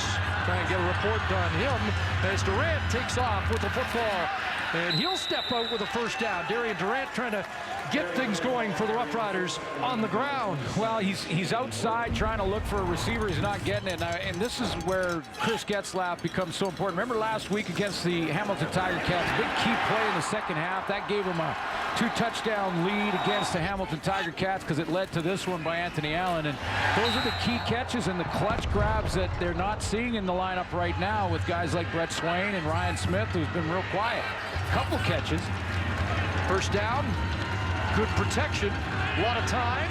Looking for Ty Smith. Got him. Ty Smith inside the 10. Touchdown. There it is. Go to the guy you know, and that's what Durant does. Rider Nation has something to celebrate here. A 59-yard touchdown strike from Darian Durant to Taj Smith. So you're not sure about the new guys. You're not sure about Swain. You're not sure about Smith yet. Have great potential, but the chemistry's not there. Where do you go? You go to what you know. And Darian Durant knows Taj Smith has tons of time. I mean, he has a time for a coffee back there. Throws it up over the top. Antoine Molden, who made an interception in the first half, got caught looking for a second one and got beat because of it. Milo adds the extra point, and the Roughriders have their first major of the afternoon. Taj Smith, his first touchdown of 2014. Well, this route takes a while for Taj Smith to get over there, and that's why Durant needed that time. He got it, and then he caught a young player in Antoine Molden, who had an interception in the first half. He's now looking to think he's going to get a second one, and he's trying to play the ball when he doesn't have the receiver under control. Go ahead, run it, guys, and you're going to see how this is coming from the right to the left, so got to go all the way across the field. Now he gets on the other side of the field. Now he's got a chance. Now look at Molden. He's looking for the ball the way. Doesn't have his receiver under control, and that ball, he's got the best ticket in the house for a touchdown for the opponent. He's, oh, okay. Get the receiver under control first, and then look at the ball second. Durant made him pay. So a quick scoring drive for the Roughriders. First, the run by Durant, and then back to a familiar target who had his breakout year last year with 78 catches, 1,007 yards, and 7 touchdowns. Taj Smith. Here's Brendan Smith on the return. Stopped short of the 35, and Ricky Ray will go back in and try and respond after that 2-play, 75-yard touchdown drive that took just 54 seconds. Well, we've seen some comebacks already in the CFL this year, and this is a turning point in the game here. And if the Argos and Ricky Ray can even put together 3 or 4 first downs, then the game settles again. But Corey Chamberlain is looking for that 2-and-out quickly. Get the ball in the hands of his offense again quickly so they can capitalize on it. Small things, even if that punt hadn't got out in the end zone for a single, could have been a long field. Pass for Childs, and Rod Williams makes the play on the corner. Yep, there you go. And then this is, again, now the defense feeding off the offense's play by Taj Smith. And a big down here for Ricky Ray. Argos have had a pair of 2-and-outs on the day. Looking at 2nd and 10. Steele into block. Ray will dump it off to Steele. Cuts back and runs into Sam Hurl, and he's not going any further. University of Calgary product, Sam Hurl in his 3rd year at the will linebacker spot. Denies the first down. And Rod Williams gets the assist because Rod Williams turns Steele inside. Because if Steele can make a move on Rod Williams, he's right here out of the backfield. If he can make a move on Rod Williams and bounce this along the rail, he's got a first down. I'm going to call it here. Now, hold it here, guys. Watch how Weldon Brown gets enough outside leverage to force Steele back in that way into where the 2 Rider pursuers are coming, including Sam Hurl. Waters to punt. Marche Green awaits. And Old Mo is heading over to the Rider sideline. Getting interesting. Yep.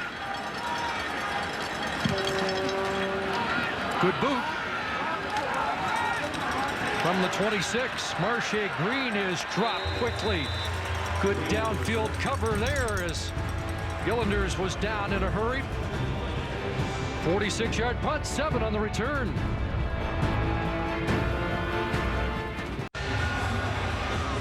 25-8, Argos with the lead. Let's check in with our coach, Paul Lapalisse. Yeah, Chris, I'm down trying to get in the shade of the end zones here because it's so hot down here, and I met Coach Milanovic, the senior Milanovic, and he and I were talking about that first drive coming out of the third quarter was excellent. You had a 2-and-out of the Toronto defense. They stopped the Saskatchewan offense, gave it over to the Toronto offense. They go on a 95-play drive, and what you're trying to do coming out of it's so important that first quarter, that third quarter coming out, you want to establish a great drive, make sure you put points on the board. They go all the way down the field for a touchdown, and it gives them a little bit of breathing room. But this game isn't over, obviously. You know, they got a 17-point lead. Saskatchewan's starting to come in, but it's so important for those guys to start out fast. Scott's dad, a high school head coach, and he talked fondly about spending all kinds of time in the film room with his father. Here's Ryan Smith with a catch.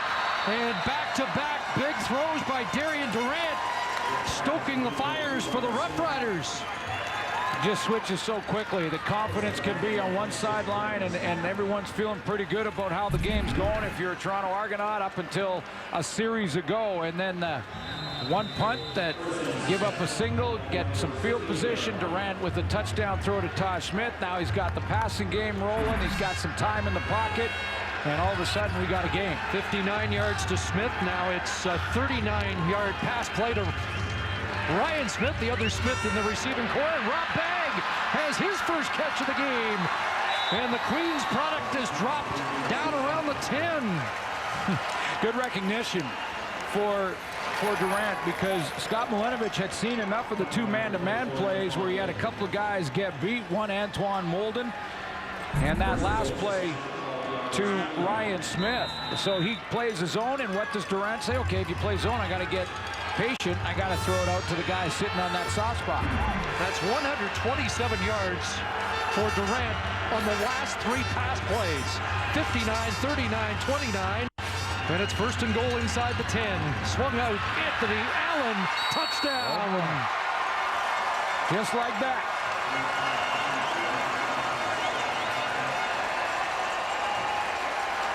Tim Burke's got to put out a fire as the Roughriders climb back into the football game. Well, and it might be tough for Tim Burke to do this with a confident Durant now throwing it and feeling better about the passing game. What he wants to hope for, and that's Tim Burke, is that Ricky Ray can do it when he gets the football next.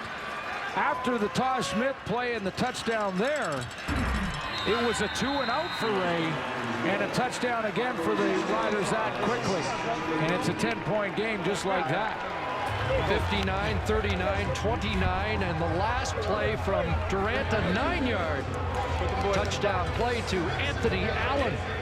And 14 points in a hurry for the Roughriders to get within 10.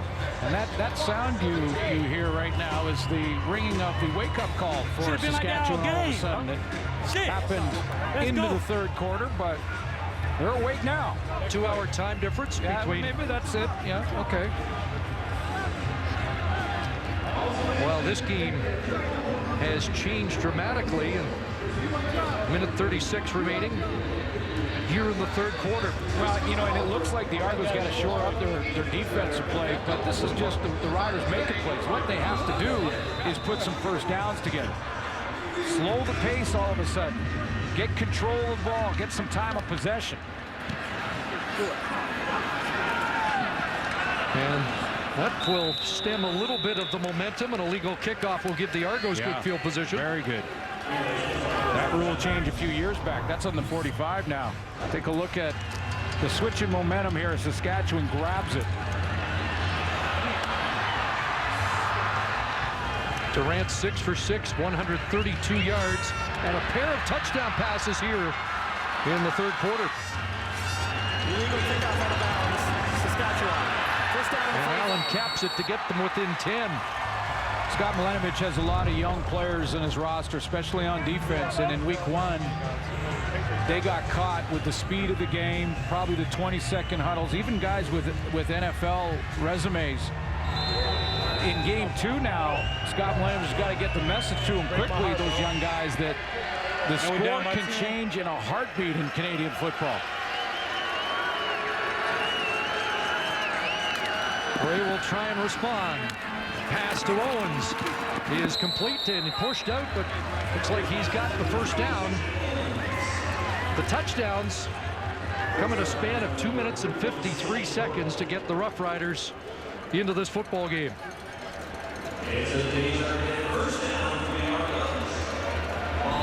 And again, there's that 1 point that the Argos really didn't want. It gave the Roughriders great field position instead of starting on the 1, and they've been rolling ever since.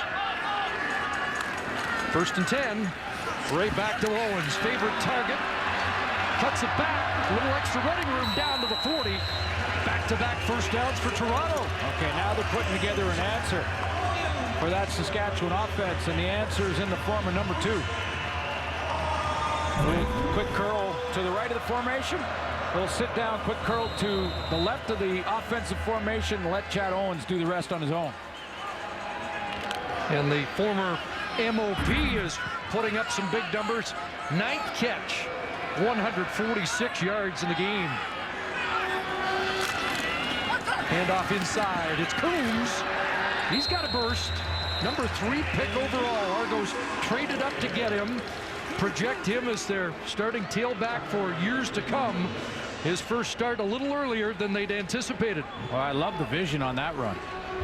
And that play was designed to go to the left side of the O-line.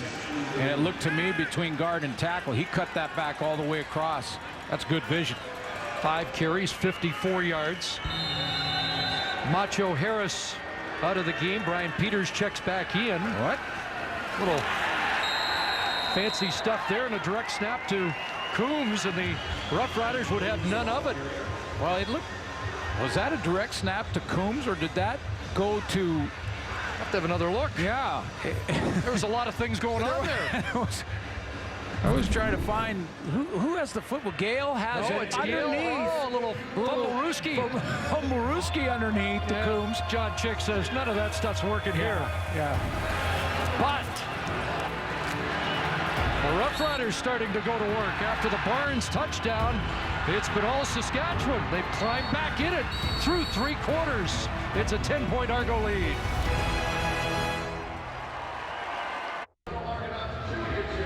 Two touchdowns, less than 3 minutes late in the 3rd quarter, and this game is tightening up. Well, you see the bottom line there, and Darian Durant had a big 3rd quarter, over 130 yards. I'm wondering about, and it's easy to second guess, and it's a big play if it works and surprises everybody. I'm just wondering about the call to mess around like that by Toronto and Scott Mladenovich. It would be a Sports Center play of the night if it works, but a 2nd and 1 call by Scott Mladenovich on a drive that looked like it was taking the momentum back in Toronto's favor, and it doesn't work. They do have the field goal team on and have a chance here to make it a 13-point lead. Well, it was a good drive anyway, either way, and it finished. It can be finished here in a positive way with a successful field goal, but you slam that in, get another set of downs. So from 40 out, go to the hold of Trevor Harris. Swayze Waters puts it up and through. And it's 28-15 in favor of the Argos. A 13-point lead as we check back in with Matthew Shinetti. Guys, just a little update on Shea Emery. I'm hearing on the Argos sidelines that he has a possible head injury. He did not come out for the 2nd half, but the Argos still are not saying if he is or is not going to return. So that puts some pressure on the rookie Thomas Miles, number 33 pick in the 2014 draft out of the University of Manitoba, along with Anthony Coombs, and certainly hope all the best for Shea, who has a history of concussions, so that is a concern. So Miles into the fire. Coombs has been good offensively, but let's see if Darian Durant can keep this comeback roll coming for Saskatchewan. The handoff and a short gain as the tackle made by Cleon Lang Look what Tim Burke's doing with this Toronto offense. Now, it was a running play, but I still want to show you what he's doing. Look at this. Press man, press man, press man, press man across the board. Up on the line of scrimmage with receivers. Now, we'll see what he does in second and long. He can switch it up easily, but if that's going to be the first down look, don't be surprised for Darian Durant to try and go up over the top on first down. 2nd and 8. Showing pressure off the edge. It's going to be a free play. The Argos were offside. And Eron Riley has the first down. Yeah, it looked like Shane Horton got a little anxious, and that's Darian Durant drawing him offside with nice play cadence call. A couple of Riders got up on the limp. Both Xavier Fulton, the left tackle, and Anthony Allen. And you can see Fulton still in some difficulty. Offside. Toronto number 21. That penalty be declined. First down. I think it was 21. It looked like Shane Horton, 27. 27, yeah. So big left tackle Fulton trying to persevere through. Oh, he is limping big time. Just getting up to the line now. First down just above the 50, and looks like Durant will change the play. They'll fake to Allen, pressure on, and too much pressure off the edge. Play by Antoine Molden to force the incompletion. Your first game, you're not going to be perfect, but I think Antoine Molden has put together a pretty good initial game playing for Jamie Robinson. He's got the pick, got beat once on a deep route, but makes the play there and forces a quick throw from Durant. Two-year starter for the Houston Texans, moved on and played for the Patriots in 2011.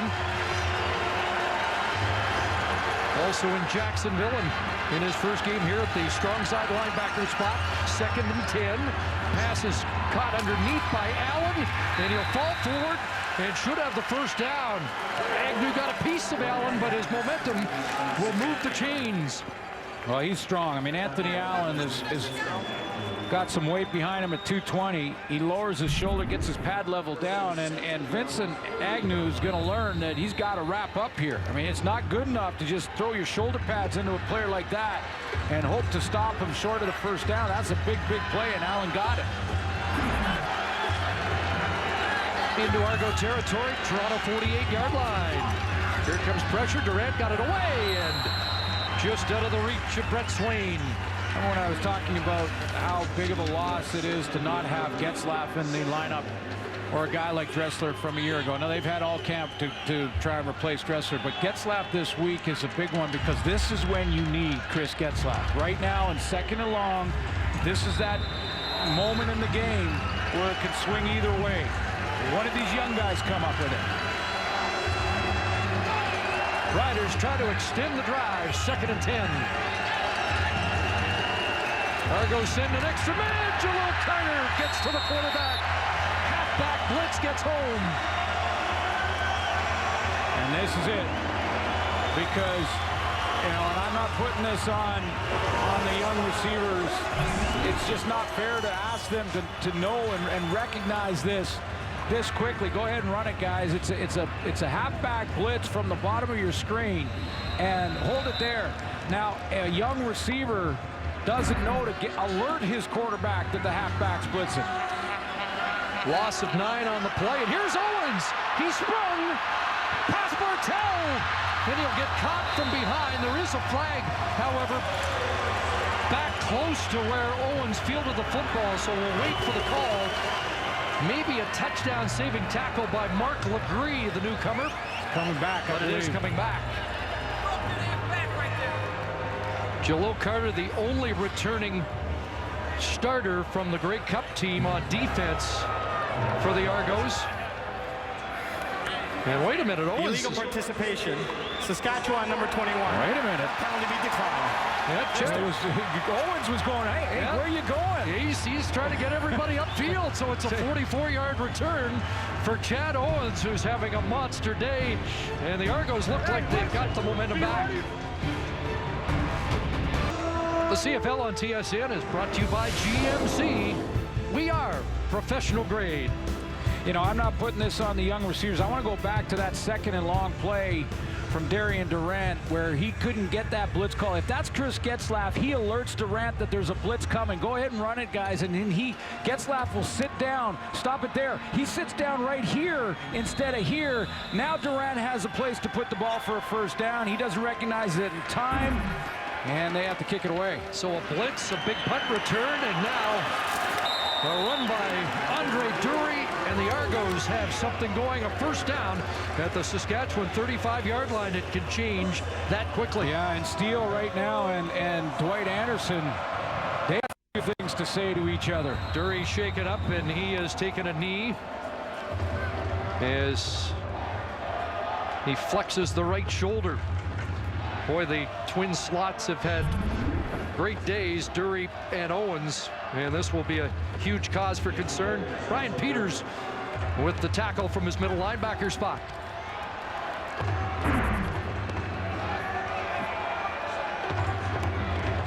And what happened with Curtis Steele and Dwight Anderson? They were right in each other's grill.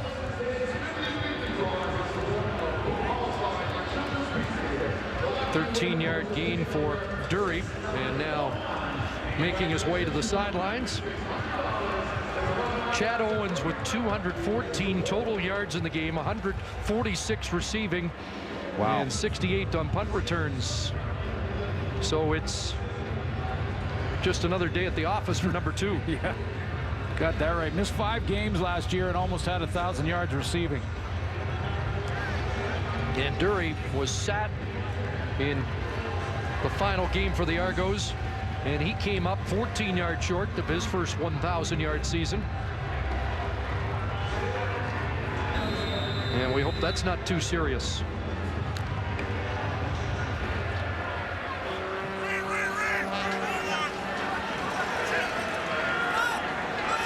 Owens in motion, 1st and 10, and Curtis Steele straight ahead. Dropped at the 32, and Steele has 4. It looked like Dwight Anderson tried to get in there too, just to say a thing or two. I'm going to watch this matchup. Now, Anderson shouldn't be around the run game all that much. He's got his own job to do, which is to cover receivers like Chad Owens out of the passing formations. Mike Bradwell back into the offense. 2nd and 6 for Toronto. 4 receivers wide side. Bradwell delayed, and Ray's going to take it. Following the block of Bradwell down to the 20. So Ricky Ray with another run after just 11 all last season. 13 there and a first down. And Mike Bradwell gets an attaboy in the game film session tomorrow with the team, with the offense, because he picks up a block that I think gets Ray those extra 3 or 4 or 5 yards that he needed to pick up the first down. Watch 88 realize, okay, you're not going to throw it to me. I'll go get somebody. Gets into Dwight Anderson. 3 rushes, 25 for Ray, and now there's Owens out in the flat. And he is tripped up at the 20-yard line. Tackle made by Weldon Brown. Or was that Tristan Jackson, excuse me, with the tackle for the Roughriders? They're riding that horse right now. Formerly the top-ranked player in our poll. He keeps putting together games like this, win or lose this afternoon.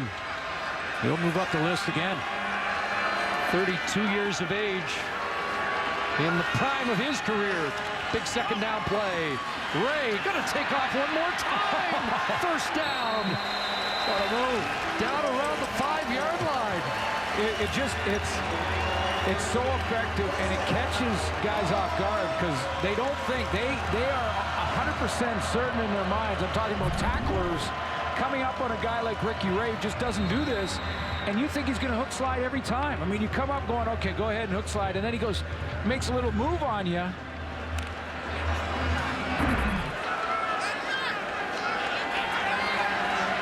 Well, he's had a bad shoulder, knee problems. You don't want to do it too often, but it has been effective. It's 1st and goal.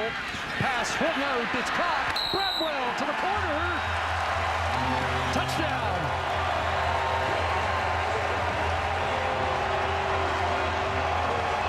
Well, he blocked for Ricky Ray, and Ray rewards him with a touchdown toss. I'm going to bring a little of our own history into it again.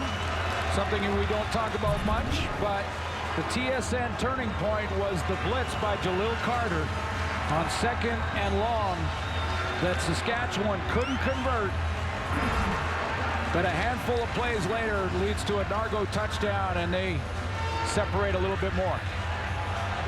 Ricky Ray has described Bradwell as the utility man in that receiving core, and that's a momentum stemming touchdown for the Argos, who are 4 for 5 in the red zone today. And Ricky Ray effective with his arm as usual and with his legs this afternoon as well. Well, he congratulates Mike Bradwell and gives him that touchdown throw after the block he threw for him on the run. 19-point lead, so the offense stays out looking for 2 more. Trying to extend it to 21.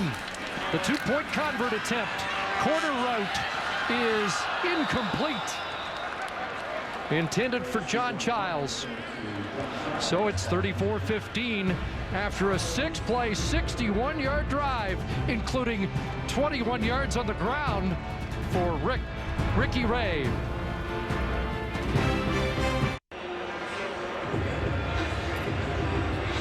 Mike Bradwell into the end zone as the Argos halt the Rough Rider momentum and extend their lead. And a couple of key runs from Ricky Ray that surprised the Saskatchewan defense, and then he finishes it off with a nice throw to Bradwell, and Bradwell earned some trust from his quarterback with a drive like that. McMaster product in his 6th year with the Argos, and Ricky Ray over 400 now. After that last drive, 401 passing yards. Kristen Jackson on the return just beyond the 25-yard line.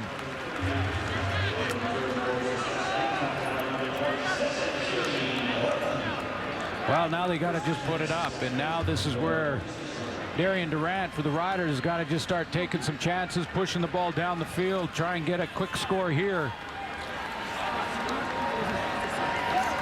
The clock is the enemy as much as the opponent now. They did have a pair of touchdowns in under 3 minutes late in the 3rd quarter. You're right, that blitz by Jalil Carter has changed the direction of this game back in favor of the home side. From the 26. Looked one way, pressure, and that's Jalil Carter again.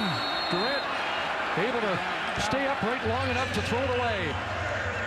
Is he going to save the loss? Well, let's find out. They're going to mark him back at the 16, so it will be a sack for Carter. Well, they're going to, officials have been instructed to make sure if the quarterback is in the grasp, that they're going to give the quarterback the quick whistle for player safety reasons. Now, Durant's so strong, but I think they got the call right there. I mean, he was in the grasp for a couple of spins. 4th Argo sack of the afternoon, sets up 2nd and long. More pressure. Opalago, that's dumped off, and Allen is met short of the original line of scrimmage as the Argos rally to the football. Yeah, I give Antoine Molden a passing grade in game 1. And he gets some help from teammates, but I think he was first contact, number 24, and great open field tackle to limit Anthony Allen. Yeah, Jim Barker likes what he's seen from 24. Here's Owens. Cross midfield, another good return for Chad Owens, who had a touchdown last week on an 83-yard punt return. Argos set up in good field position again.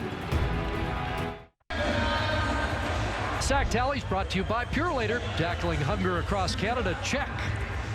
10 of the 12 for Saskatchewan in game 1 against the Hamilton Tiger Cats. Just 2 here this afternoon. The Argos move up that list because of pretty good performance. And there's a guy who had a sack or 2. Have some fun with these cards. These are, again, the cards that are part of the no-huddle offense for the Argos, sending in plays. Biggest play defensively, Jalil Carter on that blitz. After another good Owens return, it's Argo football. Saskatchewan 42. Curtis Steele, left side. Hurl, not able to bring him down. And Curtis Steele powers his way for another first down. And temper starting to get short on the field. Dwight Anderson exchanging words. He's in the middle of it again. This time I think it was with Jeff Keepin.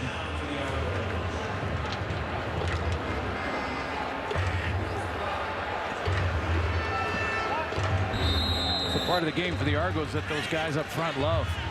18-yard run for Steele. So the Argos, everything clicking on offense right now. Against a defense that surrendered 114 net yards last week. Looks one way, back to Owens again. And into heavy traffic, he's brought down. John Chick, the tackle. Chad Owens' career high, 11 catches, 176 against Hamilton 2 years ago. He's getting up there in this one. Over 152 prior to that last catch. And give him 7 more, so at 159 on the day. Now, Andre Dury has not returned to the offensive lineup here in this series. That's 2 Canadian starters on the sidelines. The bad news for the Argos today with Emery and Dury hurt, and Steele straight ahead. Curtis Steele, touchdown. Well, almost too easy against Richie Hall's defense. 16-yard romp. And the Argos busted open. Yeah, that's really the only way you can describe this one. It just appears that the Rider defense looked up at the scoreboard, looked at the time on the clock, and said, well, I guess this one's in the books. That's the way it looked on that play. Because not much resistance for Curtis Steele. 16-yard touchdown. He had an 18-yard run to start this scoring drive.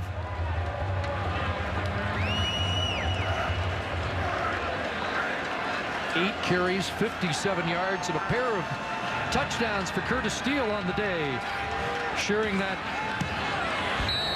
tailback role with Anthony Coombs. They've combined for over 100.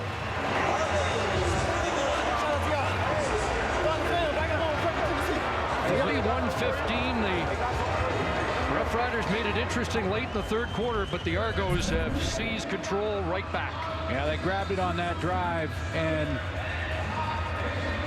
you tell me, I mean, were there guys in there that could have gone to the football a little bit harder? And at this point in games, coaches will always be looking for that in the film. Were there any guys out there who did just in their mind say, well, I guess this game's in the books? You want to be battling. Remember last week when, for the Argos, they're getting beat up by Winnipeg. It was just not their night. But Chad Owens has the big punt return. You know, those are the ones that can turn it the other way when you're going through a tough work week after a loss, and you're looking at that film and Owens, and you go, guys, you know what? No matter what the score, let's keep playing like that. And that carries over to the next week. And the next week, they put 41. And who's the star of that week? Number 2 is the star.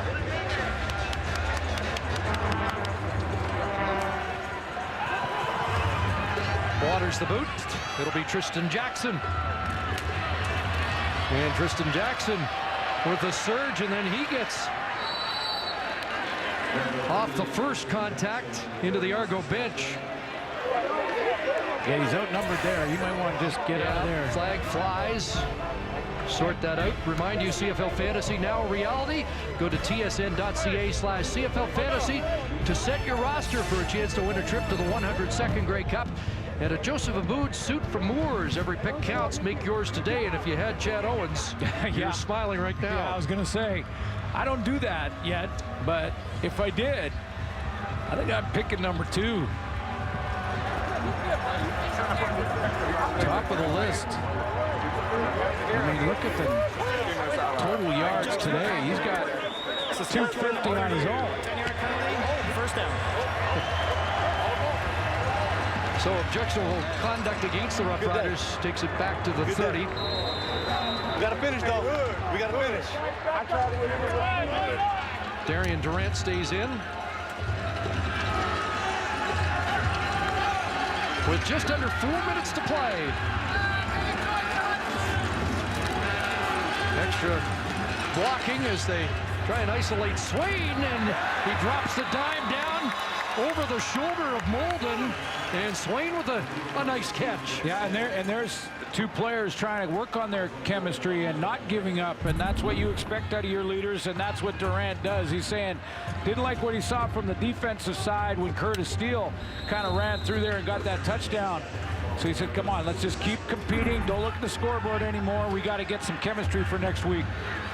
33-yard play next week. We'll be at Mosaic. The BC Lions will be looking for their first win against an ornery Saskatchewan Roughriders squad. Over the middle, incomplete. Ryan Smith, the closest man to the football. As the referee, Tom Valesi, gets set to give the 3-minute warning to the benches. We get the warning. Curtis Steele with the latest Argo touchdown. As the Argos roll over 40 points on the day, leading 41-15.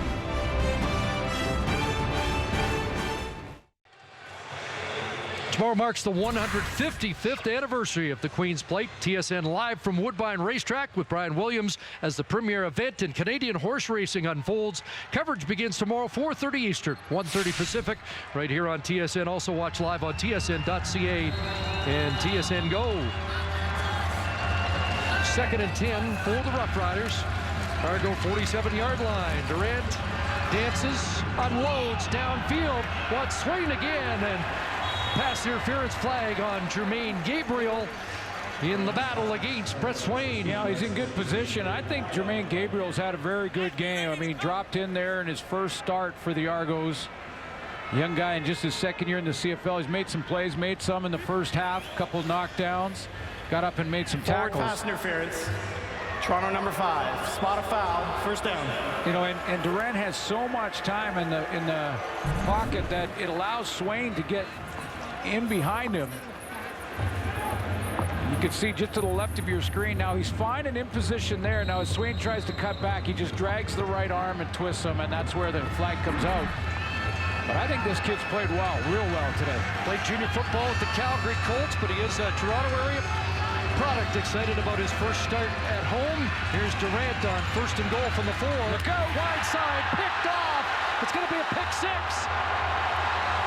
Or will it? Durant trying to cut him off. Antoine Molden. And it will be an Argo touchdown. Well, what a debut for Molden. 107 yards. And a defensive touchdown for Toronto. The only concern for Scott Milenovich with Antoine Molden was would he be able to get up to speed with just the schemes and the playbook, and again dropped in as a player that I had just mentioned to our producer. I want to give an attaboy to 2 guys on the Argo defense. Jermaine Gabriel, he gets a penalty, and then Antoine Molden was the second one, and he takes a pick and scores.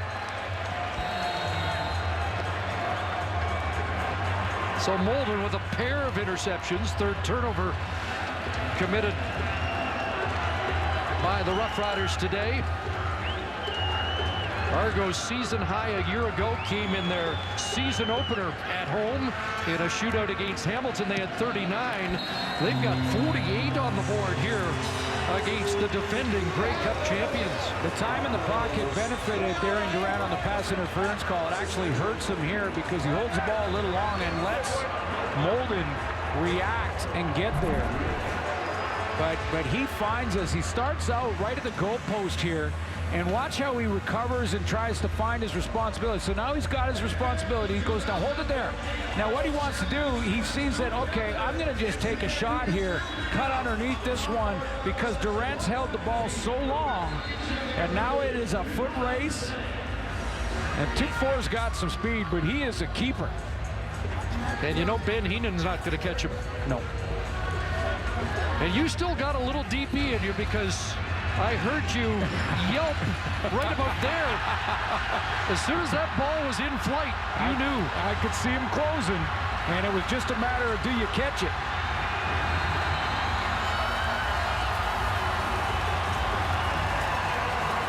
Well, a lot of the concerns from a week ago have been erased here today. Scott Milanovich talked about being embarrassed and then emphatically said, you will see a better performance. He put an exclamation point on that today.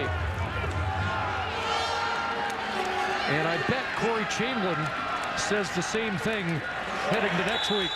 Well, there'll be reasons that I think that there'll be some second guessing going on in sports talk radio all week long when it comes to Corey Chamberlain and some of the decisions. But at the end of the day, when you lose Getzlaf out of your starting receiving core that has already lost Dressler, and you haven't been in a game to test your passing game out yet.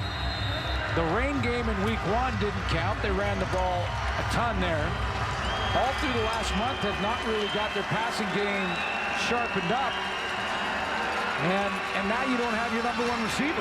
And the number 1 quarterback will watch the rest of the game. Tino Sinceri's in, hands it off. Anthony Allen will churn for a first down. But that's where I think Coach Chamberlain, there might be some discussion on the decision he made to pull Anthony Allen when, you know, in the very beginning of the game in the first quarter, they're going back and forth and saying, you know, Anthony Allen is picking up some yards. He had 40 yards on 4 carries.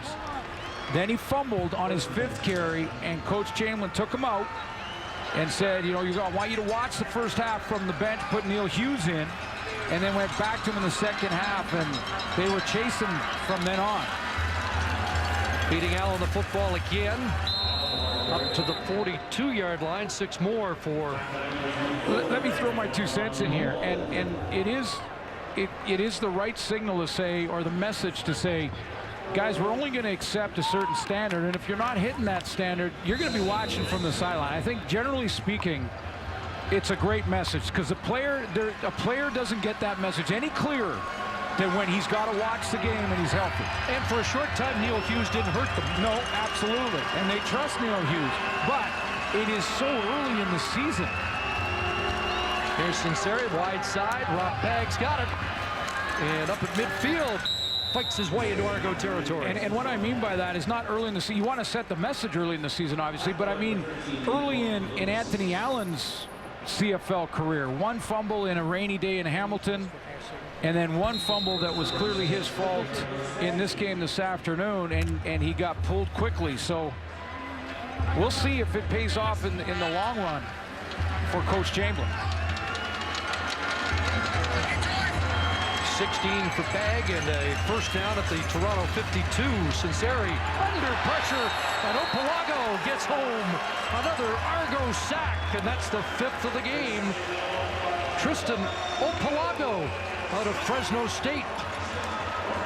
I got to make one more point about what has been talked about all week in Saskatchewan and about their O-line, that this O-line is going to rescue and save the day no matter who's in the receiving core and things like that. It's one thing when you're rushing for 158 and your O-line is run blocking all game long and looking outstanding. And don't get me wrong, this is an all-star group in Saskatchewan. It's another when you have to pass block all game, and they've had their issues.